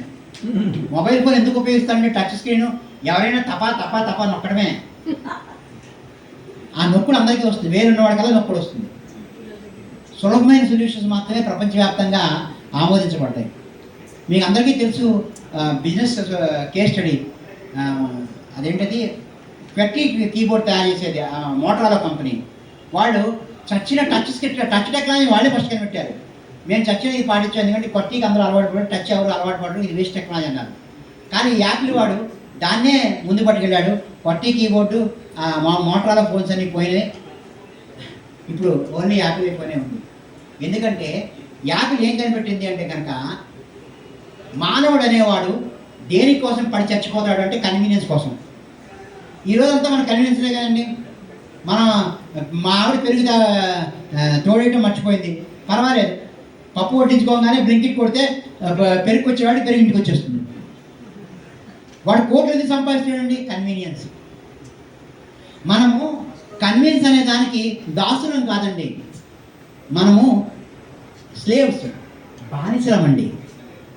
కన్వీనియన్స్కి మనం బానిసలం. ఈ మాట అంటున్నాను, మీరు అందరూ నన్ను క్షమించుదురు కాక, కానీ మనం కన్వీనియన్స్కి బానిసలం.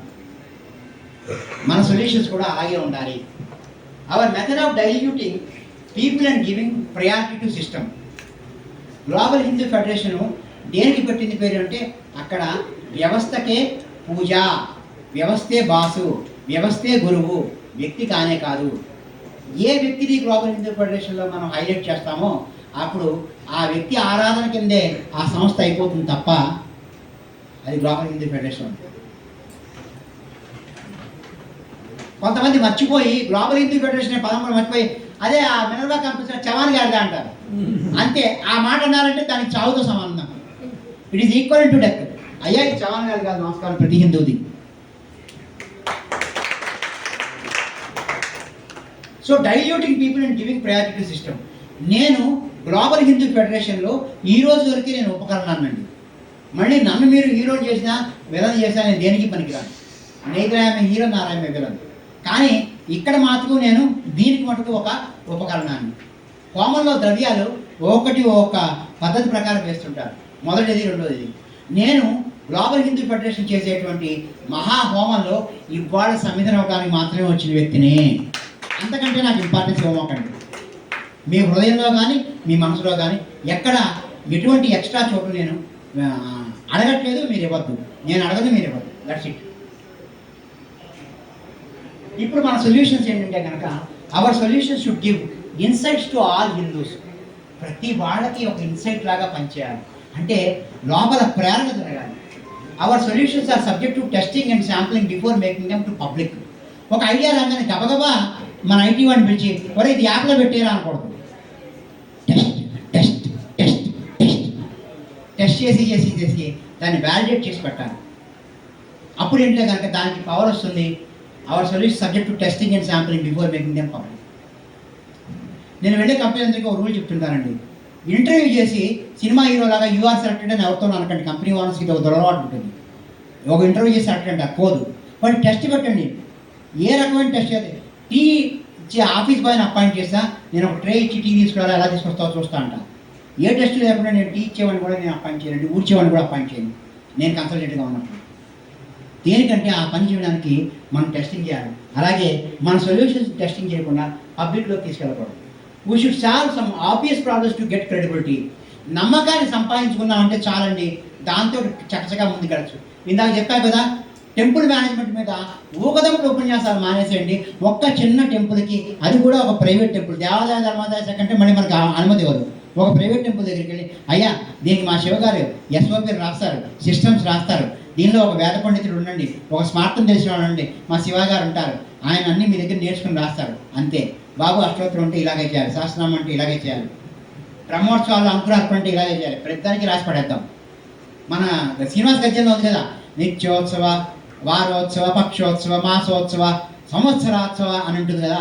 అన్ని ఉత్సవాలకి ఎస్ఓపీలు రాసేద్దాం. రాసేసి ఆ టెంపుల్ని గ్లోబల్ హిందూ ఫెడరేషన్ పెట్టి this is the temple, you go and tell. ప్రతి వాళ్ళు దానిలో వచ్చి అట్రాక్ట్ అవ్వాలి. సైనోజన్ అంటామండి ఇంగ్లీష్లో, సెంటర్ ఆఫ్ అట్రాక్షన్ అంటాం. మనం ఏదైనా ఒక సైనోజన్ క్రియేట్ చేయకుండా మీరు రండి అని ఉపన్యాసాలు ఇస్తే ఈ రోజుల్లో ఎవరు రారండి. చూడండి, పలానా జోషిప్ నగర్లో ఒక టెంపుల్ ఉంది, అష్టలక్ష్మి టెంపుల్, వెళ్ళండి అక్కడికి. అక్కడ గ్లోబల్ హిందూ ఫెడరేషన్ సిస్టమ్స్ ఉన్నాయి, అవి చూసి మీకు ఏదైనా సలహాలు ఉంటే నాకు ఇవ్వండి. దాన్ని 6 నెలలు కానీ సంవత్సరాల పాటు కానీ సలహాలు స్వీకరించి ఆ తర్వాత దాన్ని స్టాండర్డైజ్ చేయాలి. ఆ విధంగా చేస్తే టెంపుల్ మేనేజ్మెంట్ మీద మనకు ఎందుకు కొట్టరా చెప్పండి, ప్రపంచవ్యాప్తంగా వస్తుంది. అమెరికాలో ఎవరైనా గుడి కట్టినా గ్లోబల్ హిందూ ఫెడరేషన్ వాళ్ళని పంపించండి, మాకు కొంచెం సిస్టమ్స్ రాసి పెట్టాలి అని అడగాలి. అడుగుతారా లేదా మన మీద రాస్తే? కానీ మన శాంప్లింగ్ చాలా పర్ఫెక్ట్గా జరగాలంటున్నాం. ఏదో అరకొరగా చేయడానికి కుదరదు. చెప్పులు విప్పడం దగ్గర నుంచి, గుళ్ళోకి వెళ్ళే దగ్గర నుంచి, గుళ్ళో జరిగేటువంటి బ్రహ్మోత్సవాల దాకా అన్నిటికీ కాగితం కరామత్తు ఉంది, అన్నిటికీ డిజిటల్ ఫార్మేట్ ఉంది. ఎవ్రీథింగ్ అక్కడ వెరిఫై చేసుకోవచ్చు. రోజు రోజుకి ఎవడో ఒకటి వచ్చి చెప్తే అక్కడ మారేది ఏమీ ఉండదు, మారదు. ఇది ఇంతే. ఈ గుడి ఇలాగే రన్ అవుతుంది, ఈ ఆశ్రమం ఇలాగే రన్ అవుతుంది. ఒక ఆశ్రమానికి పెట్టండి. What are the SOPs for Ganapathi Sachchidananda ఆశ్రమం, భారత్ సేవాశ్రమం ఆర్ ఎనీ ఆశ్రమం? లేకపోతే ఏమవుతుందంటే కనుక people will do different things in their own way అండి. ఇది చేస్తేనే క్రెడిబిలిటీ వస్తుంది. Our solution team should scan each solution with our values. Solution వచ్చేగానే మన సంబరపడి చెప్పకూడదు. దీనికి వాల్యూ మనం అనుకున్న గ్లోబల్ హిందూ ఫెడరేషన్ వాల్యూ ఉందా? గ్లోబల్ హిందూ ఫెడరేషన్ వాల్యూ అంటే కనుక ఈ సొల్యూషన్ బలాన్ని వాళ్ళని పొరపాటు కూడా చెప్పకూడదండి. చెప్పిన వాడు, ఇప్పుడు నేను ఇలా ఉంటే 100 కేజీలు బరువెక్కిపోతే లావ్ అయిపోతాను, ఎందుకంటే నా పేరు చెప్పారు కాబట్టి. ఇది గ్లోబల్ హిందూ ఫెడరేషన్లో ఈ సొల్యూషన్ని కొన్ని వేల మందితో తయారు చేయబడింది అని మాత్రమే పెడతాం, ఒక్కడి పేరు ఉండదు. పొరపాటు సుదీప్ గారు తయారు చేశారనుకోండి, ఆయన ఆనందంతో బట్టల మీద కూడా జుట్టు వచ్చేస్తుంది. ఇప్పుడు లేనిపోతే వాళ్ళ ఆవిడ అలా చుట్టాలకు అలవాటు జుట్టు వచ్చి ఇప్పుడు ఏమనుకుంటుందో నా భయం. సో అది ఎప్పుడు ఉండకూడదండి. And our solutions are delivered by the organisation but not people. First మనం ఒక వెబ్సైట్లో పెట్టి సొల్యూషన్ డెలివర్ చేయాలి, అది అందరికీ చేరేలా చేయాలి. ఆ తర్వాత వ్యక్తి మేము ఇది చేసామనేది సాగుని రిలీజ్ చేసేట్టుగా దేవాదాయ ధర్మాదాయ శాఖ మంత్రి గారు, ముఖ్యమంత్రి గారు, బలానా ఐటీ కార్యదర్శి జయేష్ రంజన్ గారు ఓపెన్ చేస్తారని చేస్తే ఏమన్నా అవన్నీ కుప్పకూలిపోతాయి. వ్యక్తులు దీన్ని అన్వీల్ చేయకూడదు. మనము ఒక వ్యవస్థ ద్వారా దాన్ని ప్రవేశపెట్టబడాలి. And our solutions are our heroes but not the persons. మన సొల్యూషన్స్ ఒక నాయకత్వ లక్షణం కలిగినటువంటి ఒక కథానాయకుడిలో ఉండాలి. మన సొల్యూషనే మన కథానాయకుడు. మన కథానాయకుడు రూపు ఎవరు ఇచ్చారు అంటే హిందువులు అందరూ ఇచ్చారండి. ఏం చెప్పమంటారు సార్, కొన్ని వేల మంది ఉన్నారు ఈ సలహా ఇచ్చిన వాళ్ళు, మీకు ఎవరి పేరు చెప్పమంటారు అని అడిగితే అప్పుడు ఇది కరెక్ట్ ఆర్గనైజేషన్. కానీ సామాజిక సేవ కోసం కొంతమంది వస్తారండి, దానిలో వ్యక్తిగతమైన ఆహాన్ని సాటిస్ఫై చేయడానికి కూడా వస్తారు. ఏదో ఒక డొనేషన్ ఇస్తాడు, ఈ గుడి మీద నా పెద్ద పేరు రాయి, పైగా నా పేరు రాస్తారు కాదు, కీర్తిశేషులైన పెద్దిపొట్ల లక్ష్మీనారాయణ గారి మన కుమారుడు పెద్దిపొట్ల ప్రభాకరరావు గారి మళ్ళీ ఇంకో కుమారుడు, ఐదో కుమారుడు పెద్దిపొట్ల శివసుబ్రహ్మణ్యం, మళ్ళీ ఎవరిదో జ్ఞాపకార్థం. ఇవన్నీ కూడాను కీర్తి కోసం పనులు చేసేవాడు ఉంటారు. ఆ కీర్తి కోసం చేసే పనులు కాకుండా మనం క్లియర్గా ఏం చేయాలంటే, అది మనము పర్సన్ని హీరో చెయ్యము. అయ్యా నీ డొనేషన్ ఇచ్చా, నీ పేరు ఎక్కడా రాయం గవర్నమెంట్ హిందూ ఫౌండేషన్లో. Be happy, you're part of revival of Sanatana Dharma. ఆ ఒక్క సంతోషాలకే పెట్టు, నీ పేరు ఎక్కడ రాయను, నేను గ్రనైట్లో చెక్కించను, దానికి అంతకంటే శిలాతోరణం చేయను, సారీ. ఇంట్లో కీర్తిశేషి అనే వాడికి వాళ్ళ నాన్నగారి ఆర్థిక రోజులు తగ్గిన పెట్టండి, కనీసం ఏమంటారండి దానికి, ఏదో స్వయం పాకం కూడా ఇవ్వడం. కానీ డొనేషన్ ఇచ్చినప్పుడు మటుకు టెంపుల్ వారు వచ్చి, ఏ స్వామీజీ మా తాతగారి పేరు మర్చిపోయారు దీనిలో, వారిని నువ్వు ఇచ్చిన 100 రూపాయలు నీ తాత పేరు రావాలి, తండ్రి పేరు రావాలి, నీ పేరు రావాలి. సో ఇది మనం పూర్తిగా డిస్కరేజ్ చేస్తాం. వీ విల్ నాట్, నువ్వు 1 కోటి రూపాయలు డొనేషన్ ఇచ్చినా, 1 రూపీ డొనేషన్ ఇచ్చినా, ఇది ఎవరితో నడపబడుతుంది అంటే కనుక ఇది అసలు గ్లోబల్ హిందూ ఫెడరేషనే హిందువుల సొత్తు, వారి సొత్తునే నడుస్తుందయ్యా. ఎవరి సొత్తు అంటే వారి సొత్తే. Our solutions should not glorify a person and make him a leader. చెప్పాక ఒక వ్యక్తిని ఈ ప్లాట్ఫామ్ ద్వారా హీరో అయ్యానుకోండి, దాని చుట్టూ ఏం జరుగుతాయంటే, సపోజ్ రేపొద్దు చవాన్ గారు హీరో అయ్యానుకోండి, ఆయన చేత ఇన్ఫ్లుయెన్సర్ కింద మార్చి రేపొద్దున ఒక బీజేపీ ఎంపీ గారు నిలబడుతూ వస్తారు సుదీప్ గారి దగ్గరికి, సుదీప్ గారు 1 కోటి రూపాయలు ఇస్తారు, చవాన్ గారి చేత ఒక వీడియో చేయించండి, ఏంటంటే మాకు ఓటు వేయమండి. ఇది ప్రమాదం. ఈ ఓటు బ్యాంక్ రాజకీయాల గురించి ఎంత తక్కువ చెప్తే నేను అంత ధన్యుడండి. వైరస్ని వచ్చి పట్టేసుకుంటాయి. చవాన్ గారిని ఇన్ఫ్లుయెన్సర్గా వాడటానికి ఇప్పటికే చాలామంది రెడీగా ఉన్నారు, షార్క్ చేపల్లాగా ఉన్నారు రెడీగా. ఆయన ప్రస్తుతం ఉపయోగపడలేదు, ధన్యోస్మహం. Our solutions to address pain areas in comprehensive manner. Comprehensive manner అంటే 360 డిగ్రీలు 360 degreesలో we have to work on it. And our solutions are evolved through involvement of people and protect the sanctity of the religion. ఎక్కడ మన religious sanctity అంటే పవిత్రతని ఎంత మాత్రమూ తక్కువ కాకుండా ఆ సొల్యూషన్ ఉండాలి. ఒక పెద్ద మనిషి నాతో అంటుండేవాడు, నేను అప్పు చేయడానికి కూడా చాలా ఆలోచిస్తాను, నేను ఎంపిక చేసుకునే వ్యక్తుల దగ్గర అడుగుతాను, ఎందుకంటే అక్కడ నా గౌరవం పోకూడదు, నేను అప్పు అడుగుతున్నాను. అలాగా మనం ఏదైనా సొల్యూషన్ మనం ఇచ్చామంటే ఆ సొల్యూషన్కి ఒక రకమైన శాంటిటీ ఉండాలి. ఆ శాంటిటీ ఇచ్చాడు. So lot of thought leadership, deliberation ఉండాలి. అండ్ ఫస్ట్ మనం ఇప్పుడు 2 ఏర్పాటు చేసుకుందామండి. ఇవాళ మీటింగ్లో ఏమొచ్చింది అవుట్పుట్ అంటే, మళ్ళీ మీరు ఇంటికి వెళ్ళిన తర్వాత ఎవరో శివసుబ్రహ్మణ్యం అంటే ఒకదం ఉపన్యాసం చేశాడు, చివరికి ఏం జరిగింది తెలియదు, కానీ చవాన్ గారు మంచి భోజనం పెట్టారు, భోజనం బాగుంది. అలా అయిందనుకోండి, ఇక నేను ఇంటికి వెళ్ళి బతికున్నా చచ్చిన వాడితో సమానం. అందుకని 2 ఆబ్జెక్టులు అండి. మొట్టమొదట ఇవాళ మనము ఒక మిషన్ కమిటీకి ఒక మెంబర్స్ని సెలెక్ట్ చేద్దాం. వీళ్ళ తదుపరి మీటింగ్ ఎప్పుడో చెప్తాం. అసలు మిషన్ అంటే ఏంటి, ఆ రోజు నేను వచ్చి మిషన్ ఎలా ఉండాలి, ఎందుకు ఉండాలి అనే విషయం మీద నేను చేస్తాను. మేధో మొదలు చేసి 2-3 మిషన్ స్టేట్మెంట్ తయారు చేసి మన వాళ్ళందరికీ సర్క్యులేట్ చేసి, ఇది నిద్ర లేవగానే చదువు, మధ్యాహ్నం చదువు, రాత్రిపూట చదువు, పడుకునేటప్పుడు చదువు, ప్రతిసారి నేను మోటివేట్ చేస్తుంటే ఇది ఖచ్చితంగా గ్లోబల్ హిందూ ఫెడరేషన్ మిషనే. అటువంటి స్టేట్మెంట్ని మనం తయారు చేయాలి. మిషన్ కమిటీలో 10 మంది ఉండాలా, 15 మంది ఉండాలా మీరు డిసైడ్ చేసుకోండి. మంది ఎక్కువైతే మజ్జిగ పచ్చడం అవుతుంది. కానీ మిషన్ స్టేట్మెంట్కి ఒక 1 రోజులన్న టైం ఇవ్వండి.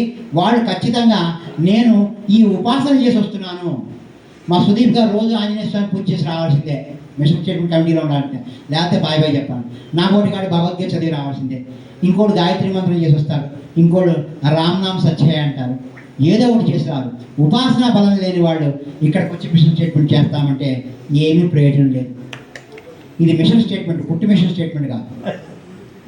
తర్వాత మిషన్ స్టేట్మెంట్ తయారైపోయిన తర్వాత స్ట్రాటజిక్ ఆబ్జెక్టివ్స్కి సంబంధించిన వరకు మొదటి 3 ఆబ్జెక్టివ్లు ఏంటి అనే దానికి ఆబ్జెక్టివ్ కమిటీ పెడదామండి.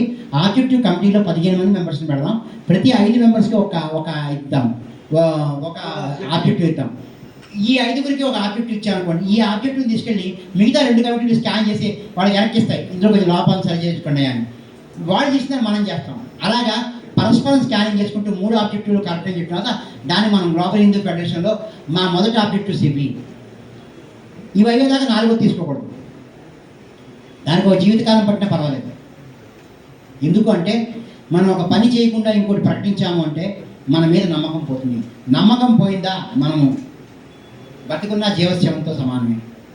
గ్లోబల్ హిందూ ఫెడరేషన్లో మొట్టమొదటిగా నిలబెట్టుకోవాల్సింది it is a reliable and dependable organization. మీరు నన్ను అడిగితే మిషన్ స్టేట్మెంట్ రాయమని, నేను చెప్పేది ఏంటంటే కనుక డిపెండబుల్ రిలయబుల్ ఆర్గనైజేషన్ అని నేను తీసుకుంటాను. Thank you.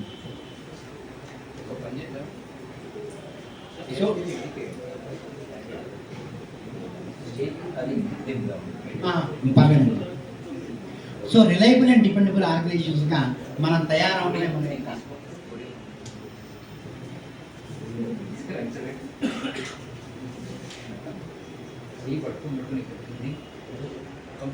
మీరు ఇక్కడ అడ్రస్ చేయొచ్చు అంటున్నారు పోడియం చూసి.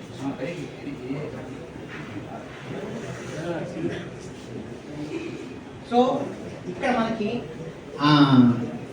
ఈ 2 ఫ్యాక్టర్స్ ఏంటంటే what is reliable, what is dependable. Reliable అంటే నమ్మదగిన, డిపెండబుల్ అంటే ఆధారపడదగిన. ఎందుకు అంటే మనం ఎన్సైక్లోపీడియా ఎందుకు చూస్తామండి? ఆధారపడదగిన, దీనిలో దేనికైనా అర్థం దొరుకుతుంది. గ్లోబల్ హిందూ ఫెడరేషన్ యాప్ ఎందుకు వెళ్తామండి? దీనిలో దేనికైనా సొల్యూషన్ దొరుకుతుంది. అందుకని ప్రస్తుతం పెట్టిన కంటెంట్ అంతటి కూడా మళ్ళీ రివ్యూ చేసి ఇది రిలయబుల్ అయినా డిపెండబుల్ అయినా అది మన యొక్క చుక్కాని కావాలి. చుక్కాని అంటే ఏంటంటే కనుక మన యొక్క గైడింగ్ ఫ్యాక్టర్ అవ్వాలి. ఆ రిలయబిలిటీ అండ్ డిపెండబిలిటీ.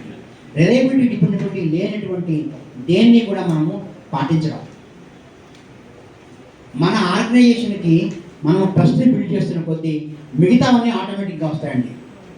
ఉదాహరణకి ఎలాంటిదంటే కనుక మీరు భాగవతంలో చదివే ఉంటారు, మన గజేంద్ర మోక్షంలో కృష్ణమూర్తి వచ్చాడండి, ఆయనక శంఖచక్రాలు వచ్చాయండి, ఆయనగా లక్ష్మీదేవి వచ్చిందండి, ఆయనగా నారదుడు వచ్చాడండి, ఆ రోజు 3 దేవతలు తరలి వచ్చాడండి.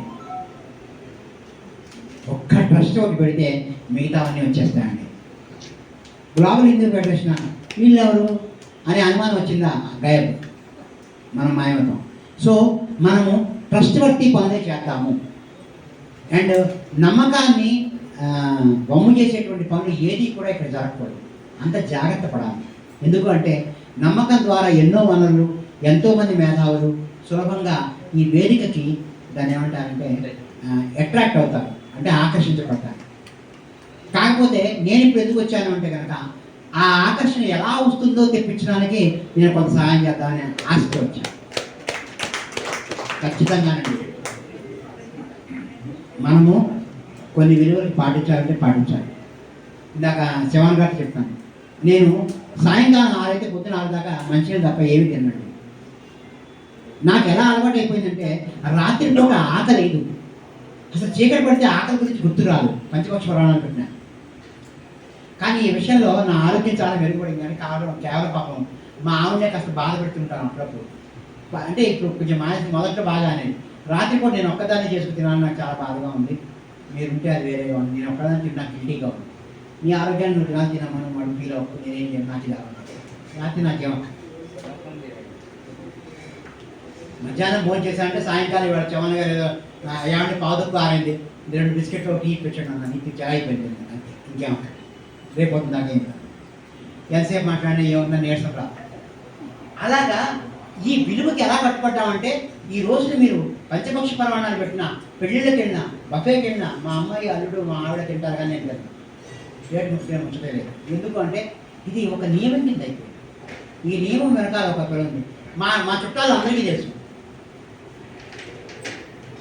అదేవిధంగా గ్లోబల్ హిందూ ఫెడరేషన్లో మనం కోడ్ ఆఫ్ కాండక్ట్ చేస్తే గ్లోబల్ హిందూ ఫెడరేషన్ అని ఎవడన్నా చెప్పుకుంటే వాడు ఇలా ఉంటాడు, ఇలా కాకుండా వేరే రకంగా ఉంటే వాడు తేడా. తేడా అంటే తెలుసు కదా, మళ్ళీ చెప్పలేము. ఆడా కాదు మగా కాదు, తేడా. వాడి గ్లోబల్ హిందూ ఫెడరేషన్ కాదు. ఎవరైనా ఈ పదాన్ని వాడుతున్నారు అంటే దే హావ్ టు రిప్రజెంట్ 1, 2, 3 ఈ వాల్యూస్ రిప్రజెంట్ చేయాలి. లేకపోతే దయచేసి మీరు వాడద్దు. మా సంస్థ పదాన్ని మీరు నోటితో ఉచ్చరించాలంటే ఈ వాల్యూస్ ఉండాలి అనే విషయాన్ని మనం రాజ్యాంగంలో రాసుకోవాలి. దాన్ని పాటించాలి. ఏదైనా పాటిస్తే దినచర్య అయిపోతుందండి. మీరు గుర్తుపెట్టుకోండి. నాకు రాత్రి కూడా తినకపోవడం అనేది దినచర్య అయిపోరా? నిజంగా చెప్తాను, నాకు ఇంత మాట్లాడుతున్నా సరే నాకు అసలు ఆకలి అనే పదమే లేదు. అనిపించట్లేదు అనుకున్నది దైవం. మీకు కూడా గ్లోబల్ హిందూ ఫెడరేషన్ అనగానే ఈ వాల్యూస్. ఉదాహరణకి మనం ఒక వాల్యూ పెడతాం. ఎవరైనా గ్లోబల్ హిందూ ఫెడరేషన్ గురించి తప్పుగా మాట్లాడుతుంటే ఖండించే బాధ్యత నేను తీసుకుంటాను. ఇది నా వాల్యూ. మరే నువ్వు వేరే విధంగా అనుకుంటున్నావు, ఏదో అనుకుంటున్నావు, తెలియక మాట్లాడుతున్నావు, వెనక్కి తీసుకో. అమృత దోషం వస్తుంది నీకు. జాగ్రత్తగా ఉండు. ఇది గ్లోబల్ హిందూ ఫెడరేషన్ అనగానే అవునా గురుగారు ఎందుకు మాట్లాడతారు? నీ ఇష్టం రా బాబు, నువ్వు పాపాలు నరకంలో పోతానంటే నాకే అర్థం లేదు. కానీ దీని గురించి లూజ్ టాక్ చేయమోక. ఇది ఏమన్నా సినిమా రివ్యూనా? ఇది ఒక వాల్యూ కింద మనం పెట్టాలి. మీరు గ్లోబల్ హిందూ ఫెడరేషన్ అయితే ఎవరైనా మన సంస్థ గురించి లూజ్ టాక్ చేస్తుంటే వెళ్ళి వాళ్ళకి శుచిమెత్తగా వార్నింగ్ ఇవ్వాలి. బాబు ప్లీజ్ డోంట్, నీకు దీని గురించి తెలియదు, తెలుసుకోవాలనుకుంటే నా దగ్గర ఉచితంగా నేను నేర్పిస్తాను. కానీ నువ్వు విన్న సమాచారంతో, నువ్వు సోషల్ మీడియాలో చూసిన షార్ట్స్ తోటో, నీకు ఉన్నటువంటి హాఫ్ నాలెడ్జ్తోనో కామెంట్ చేయమో దయచేసి.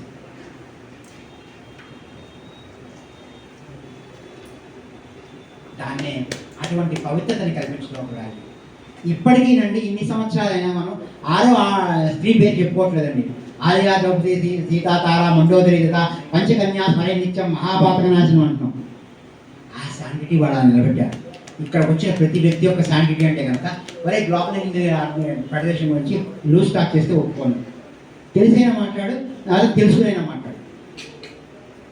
ఈ వార్నింగ్ ఇవ్వగలిగేటువంటి మోరల్ కరేజ్ మనలో ఉండాలి. ఇది మొదటి క్వాలిటీ. నాయన నువ్వు రూపాయి ఇవ్వకపోయినా పర్వాలేదు, మా ఇన్స్పిరేషన్ మాలో సభ్యుడిగా ఉండండి. ఈ లక్షణం ఉండాలి. ఇలాంటి ఇంకో 2 లక్షణాలను మనం తయారు చేసి ఈ 3 లక్షణాలు ఉంటేనే గవర్నమెంట్ ఫెడరేషన్. నువ్వు న్యాయవాది అయితే గవర్నమెంట్ ఫెడరేషన్ కాదు, స్వామీజీ అయితే కాదు, పూజారి అయితే కాదు, సైంటిస్ట్ అయితే కాదు, చార్ట్ అకౌంటెంట్ అయితే కాదు. నా పక్కన పెట్టి ఇవన్నీ ఈ 3 నియమాలు పాటిస్తావా? నా దగ్గర ఎవడ నీకు నేను అన్యం, నేనే ఈ సభకు వచ్చాను కాబట్టి. గ్లోబల్ హిందూ ఫెడరేషన్ గురించి లూజ్గా మాట్లాడితే సారీ సార్, మాకు సుదీప్ గారు ఒక ఆయన ఉన్నారు, ఆయన నెంబర్ ఇస్తాను, కావాలంటే మీరు మాట్లాడుకోండి. లేకపోతే నేనన్నా చెప్తాను, మీరు ఓపికగా వినండి. మీ ఇష్టం వచ్చి మీరు కామెంట్ చేస్తే కనుక మీ వ్యక్తిత్వానికి మచ్చబడుతుంది సార్, నాకేం ఇబ్బంది కాదు. అవసరం ఎలా దెబ్బకొట్టాలంటే from that side, not my side. నన్ను మీరే హార్ట్ చేయట్లేదు, మీ వ్యక్తిత్వానికి మచ్చబడుతుంది. అది ఎలాంటిది అంటే ఆకాశంలో చుట్టూ అని పెట్టున్నాడు మా మమ్మీ, ఖచ్చితంగా మమ్మీ.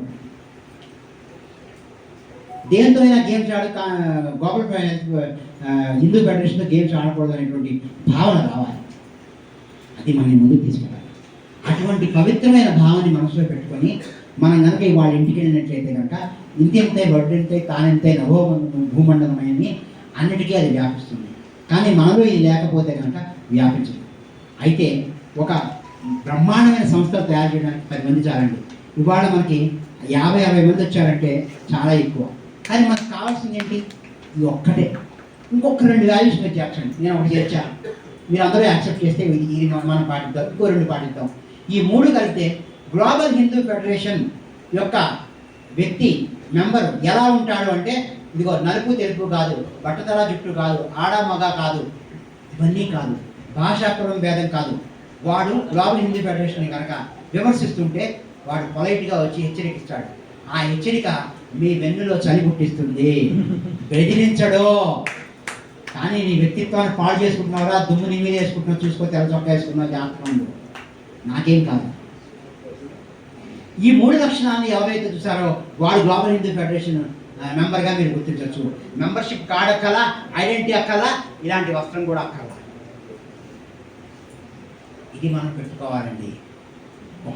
ఒక పటిష్టమైన నిర్మాణం చేయాలంటే సంస్థ నిర్మాణం అనేది ఆ విధంగా జరగాలి. మీరు ఈ నియమాన్ని ఒప్పుకుంటారండి? That's it. So our solutions are evolved through involvement of people to protect the sanctity of religion. ఇప్పుడు మీ అందరి చేత ఈ నియమాన్ని ఒప్పించాను అంటే మిమ్మల్ని ఎవాల్వ్ చేశాను. నేను ఒక్కడిని దాన్ని ఏమంటారు మీ మీద డామినేట్ చేసి నా తెలివితేటతో ఈ నియమాన్ని మీ మీద రుద్దలా. మన కనీస ధర్మం అండి. మీరు మా అమ్మగారి గురించి ఎవరైనా మాట్లాడితే నేను ఊరుకోను. ఎందుకంటే ఆవిడ చేసే నిరంతరమైన చాలా నాకు తెలుసు. ఈరోజు నేను ఇలా ఉన్నా అంటే మా అమ్మే కారణం. I'm quite sure about it. మరి మన తల్లిదండ్రులకి గురువుకి ఎంత గౌరవిస్తామో మన సనాతన ధర్మాన్ని రక్షించుకోవడం మనము స్వచ్ఛందంగా పెట్టుకున్న సంస్థ గ్లోబల్ హిందూ ఫెడరేషన్ విషయంలో మనకు ఆ మాత్రం పౌరుషం రాదండి? నేను కొట్టమంటున్నానా మిమ్మల్ని తిట్టమంటున్నానా? చెప్పండి బాబు, నీ మనసుని పాపంకిలం చేసుకుంటున్నావు, చాలా జాగ్రత్తగా మాట్లాడు. ఇది ఇట్లాంటి సంస్థ కాదు అనే సటిల్ వార్నింగ్ ఎలా ఇచ్చేవారంటే అదేదో సినిమాలో చిరంజీవి డైలాగ్ ఉంది, స్వీట్ వార్నింగ్ అని. గ్లోబల్ హిందూ ఫెడరేషన్ ఎప్పుడు స్వీట్ వార్నింగ్ ఇస్తుంది, కారా వార్నింగ్ కాదు. మనం రజోగుణం చూపించాల్సిన అవసరం లేదు. సత్వగుణమే మన బ్రహ్మాస్త్రం. సో ఇవ్వండి మన యొక్క మనం చేయాల్సిన సొల్యూషన్లు. ఇప్పుడు మీకు అర్థమయ్యే ఉంటుంది మనం ఎటువంటి బృహత్తరమైనటువంటి కార్యక్రమంలో ఉన్నాము, ఎంత పవిత్రమైన కార్యక్రమంలో ఉన్నాము. ఒక మాట అండి, మనము ఇక్కడ వాతావరణాన్ని పెంపొందించగలిగితే చాలా సంతోషం. ఒక్క ఇటుకన్నా వేయగలిగితే గ్లోబల్ హిందూ ఫౌండేషన్ ఒక సంతోషం. కానీ ఏది వేయకుండా కేవలం విమర్శించడానికో ఇంకో దానికో మనం వచ్చామనుకోండి, మీరు రావడం మానేయండి, ఇబ్బంది అండి. కానీ వస్తే మనకు నిర్మాణాత్మకమైన పాత్ర అంటే if you wanted to play a constructive role please come inside. Global Hindu ఫౌండేషన్కి రావడానికి నీకు ఎస్ఎస్సి ఉండాలా, ఇంటర్మీడియట్ ఉండాలా, వేలవి చదువుకోవాలా, ఇవన్నీ కాదు. నిర్మాణాత్మకమైన పాత్ర పోషించాలి అనేటువంటి దాన్ని ఆనాడు మా శ్రీరామచంద్రమూర్తి ఉడతకి చేత్తో ఇలా అన్నాడు. అందుకని ఉడతకి రేఖలు ఉంటాయి, ఉడత సహాయం ఉంటారు. ఇప్పటికీ మానవాళికి ఉడత ఎంతో సహాయం చేస్తారు, మీకు తెలుసు కదా. వానాకాలంలో తన ఆహారాన్ని సంపాదించుకోవడానికి విత్తనాలను తీసుకెళ్ళి భూమిలో పెడుతుంది. అవి తర్వాత తిందాం ఈ లోపల మొక్కలు అయిపోతాయి. అది ఎదుర్కోవడం మర్చిపోతుంది. అది ఉడత సహాయం మన మానవాళికి. అదేవిధంగా మీరు ఉడత సహాయం చేయడానికి వచ్చిన నాకేమో ఇబ్బంది లేదు. కానీ మీరు మనకు సద్బుద్ధితోటి ఉపాసనతోటి మీరు కమిటీ మెంబర్స్ అవ్వాలి. అది కనుక లేకపోయినట్టయితే జవాన్ గారి దగ్గరికి వెళ్ళి సార్ నేను కమిటీలో నా పేరు పెట్టారు దయచేసి తీసేయండి అని అడగండి. ఆయన మామాట లేకుండా తీసేస్తారు. ఎందుకంటే మన మిషన్ స్టేట్మెంట్ అలా తయారవ్వాలి. ఎందుకు అంటే ఒకటి గుర్తుపెట్టుకోండి సార్, ఎక్కడ పడితే అక్కడ చేస్తే దానికి ప్రసాదం ఉంది సార్. మనకి వైష్ణవాలయాల్లో ప్రసాదం తయారు చేసే ప్రాంతాన్ని ఏమంటారండి? రామానుజ కూటం అంటారు. అలాగా మనం మిషన్ స్టేట్మెంట్ మన స్ట్రాటజిక్ ఆబ్జెక్టివ్ తయారు చేసేది ఏంటంటే మన రామానుజ కూటం. మనం ఆ రామానుజ కూట సమావేశానికి వెళ్తున్నామంటే ఎలా ఉండాలి? మన గడ్డలు పాత్రలు మనం ఉండే ముడి పదార్థాలు మన బియ్యం చింతపండు అన్నీ కూడా స్వచ్ఛమైన ఉండాలి. అలాంటి స్వచ్ఛమైన మనసుతో వచ్చి మీరు ఈ కార్యక్రమాన్ని ముందుకు తీసుకెళ్ళాలని కోరుకుంటున్నాము.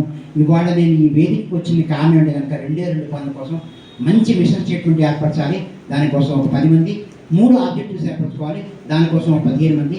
ఈ 10 మంది యొక్క ఎంపిక జరిగిన తర్వాత వాళ్ళకి తదుపరి మీటింగు కార్యాచరణ అంటే చెప్తారు. కానీ తదుపరి మీటింగ్ వచ్చే ముందు కనీసం 7 రోజులు మనం విరామం పెట్టుకున్నాం. ఆ 7 రోజుల్లో ఉపాసన చేసి రావాల్సిందే. ఉపాసన లేకపోతే మీరు చేయలేరు. ఎందుకంటే కనుక మీరు గుర్తుపెట్టుకోండి, మీరు సనాతన ధర్మానికి ఏదో చేయాలి అనుకుంటున్నారంటే మీరు తప్పనిసరిగా ఇంటర్నెట్ లేకుండా ఈమెయిల్ పంపించడం అసంభవము, ఆత్మకి కనెక్ట్ అవ్వకుండా, భగవంతుడి యొక్క ఆదేశం లేకుండా గ్లోబల్ హిందూ ఫెడరేషన్కి ఏదో చేసేద్దామని వచ్చేటట్టు దయచేసి రాలేదు. ఎందుకు అంటే నేను కేవలం ఇవాళ ఒక స్పీచ్ ఇచ్చేద్దాం, ఒక అవకాశం దొరికిందని నేను పరిగెట్టుకుంటూ రాలా ఏఎస్రావు నగర్ నుంచి. చాలా భయపడి వచ్చాను. ఇంత గుర్తుపాల్సి పెట్టారు సుదీప్ గారు, నేను చేయగలనా లేదా, ఎంత ప్రిపరేషన్ కావాలి, ఎంత ఉపాసన కావాలి. మీరు నేను వచ్చిన అలాగే వస్తాను మినహాయింపు లేదండి, నాకు కూడా మినహాయింపు.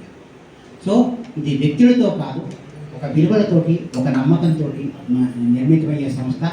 మనం తీసుకుంటున్న బాధ్యత ఎక్కడి నుంచి తీసుకుంటున్నాం గుర్తుపెట్టుకోండి. ఋషుల దగ్గర నుంచి తీసుకుంటాం, సప్తర్షుల నుంచి తీసుకుంటాం, సనక సనందాన సమక్రమాల నుంచి తీసుకుంటాం, ఆదిశంకరాచార్య వారి దగ్గర నుంచి తీసుకుంటాం, పరమహంస యోగానంద దగ్గర నుంచి తీసుకుంటాం, రామకృష్ణ పరమహంస దగ్గర నుంచి తీసుకుంటాం. ఇంతమంది యొక్క శక్తుల్ని ధారాదత్తం చేసి మన సక్సెసర్ అని పేరు పెట్టారు గ్లోబల్ హిందూ ఫెడరేషన్. మనం ఎంత జాగ్రత్తగా ఉండాలండి.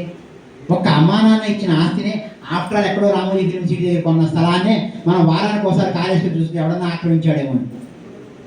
మరి ఇంతమంది ఇచ్చినటువంటి ఆస్తిని మనం ఎంత గొప్పగా కాపాడాలి సార్.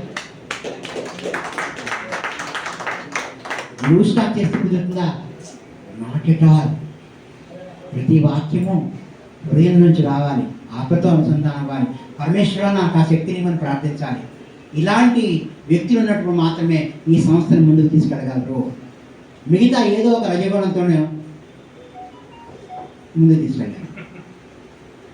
సో ఇది నా గురించి అండి. ఎక్కువసేపు దీన్ని ఉంచడం నాకు ఇష్టం లేదు, ఎందుకంటే ఆత్మస్థుతి పరనింద చేయకూడదని మహానుభావులు అంటారు. కానీ మీకు ఏదో బ్రీఫ్గా తెలియాలని ఎంపీలు ఎంబీఏ చదువుకున్నాను, 18 ఏళ్ళు కార్పొరేట్లో పనిచేశాను, 16 ఏళ్ళ నుంచి కన్సల్టెంట్ ఎక్స్పీరియన్స్ ఉంది. నేను కార్పొరేట్ స్ట్రాటజీలో ఐఐఎంలో కోర్స్ చేశాను. స్టాన్ఫోర్డ్ యూనివర్సిటీలో ఆర్గనైజేషన్ ఎలా ట్రాన్స్ఫార్మ్ చేయాలో కోర్స్ చేశాను. ఇవన్నీ ఐఎస్ఓ సర్టిఫికేషన్స్. ఎందుకంటే ఎక్కువసేపు చూస్తే ఆంజనేయ స్వామి ముడ్డి మీద తంతాడండి నన్ను. నా వయసు నాకుంది. మీరు ఇంటికి ప్రశాంతంగా పడుకుంటారు, నేను నిద్రపోలేదు.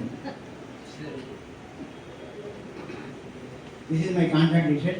Thank you very much once again.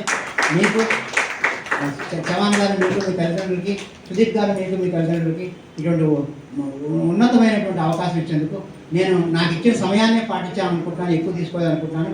కానీ నేను ఇచ్చిన సమయం, మైక్ ఇచ్చిన సమయాన్ని నేను నోట్ చేసుకోలేదు. సుదీప్ గారు క్షమించాలి, మీరు గుర్తుండి చెప్పండి. కానీ నేను అనుకున్న 2 గంటల్లోనే నేను ముగించాలనుకుంటున్నాను. మరొకసారి మన సోదరిమణులందరికీ నా హృదయపూర్వకమైనటువంటి శుభాకాంక్షలు. అండ్ పెద్దవాళ్ళైతే నమస్సులు, చిన్నవాళ్ళైతే ఆశీస్సులు.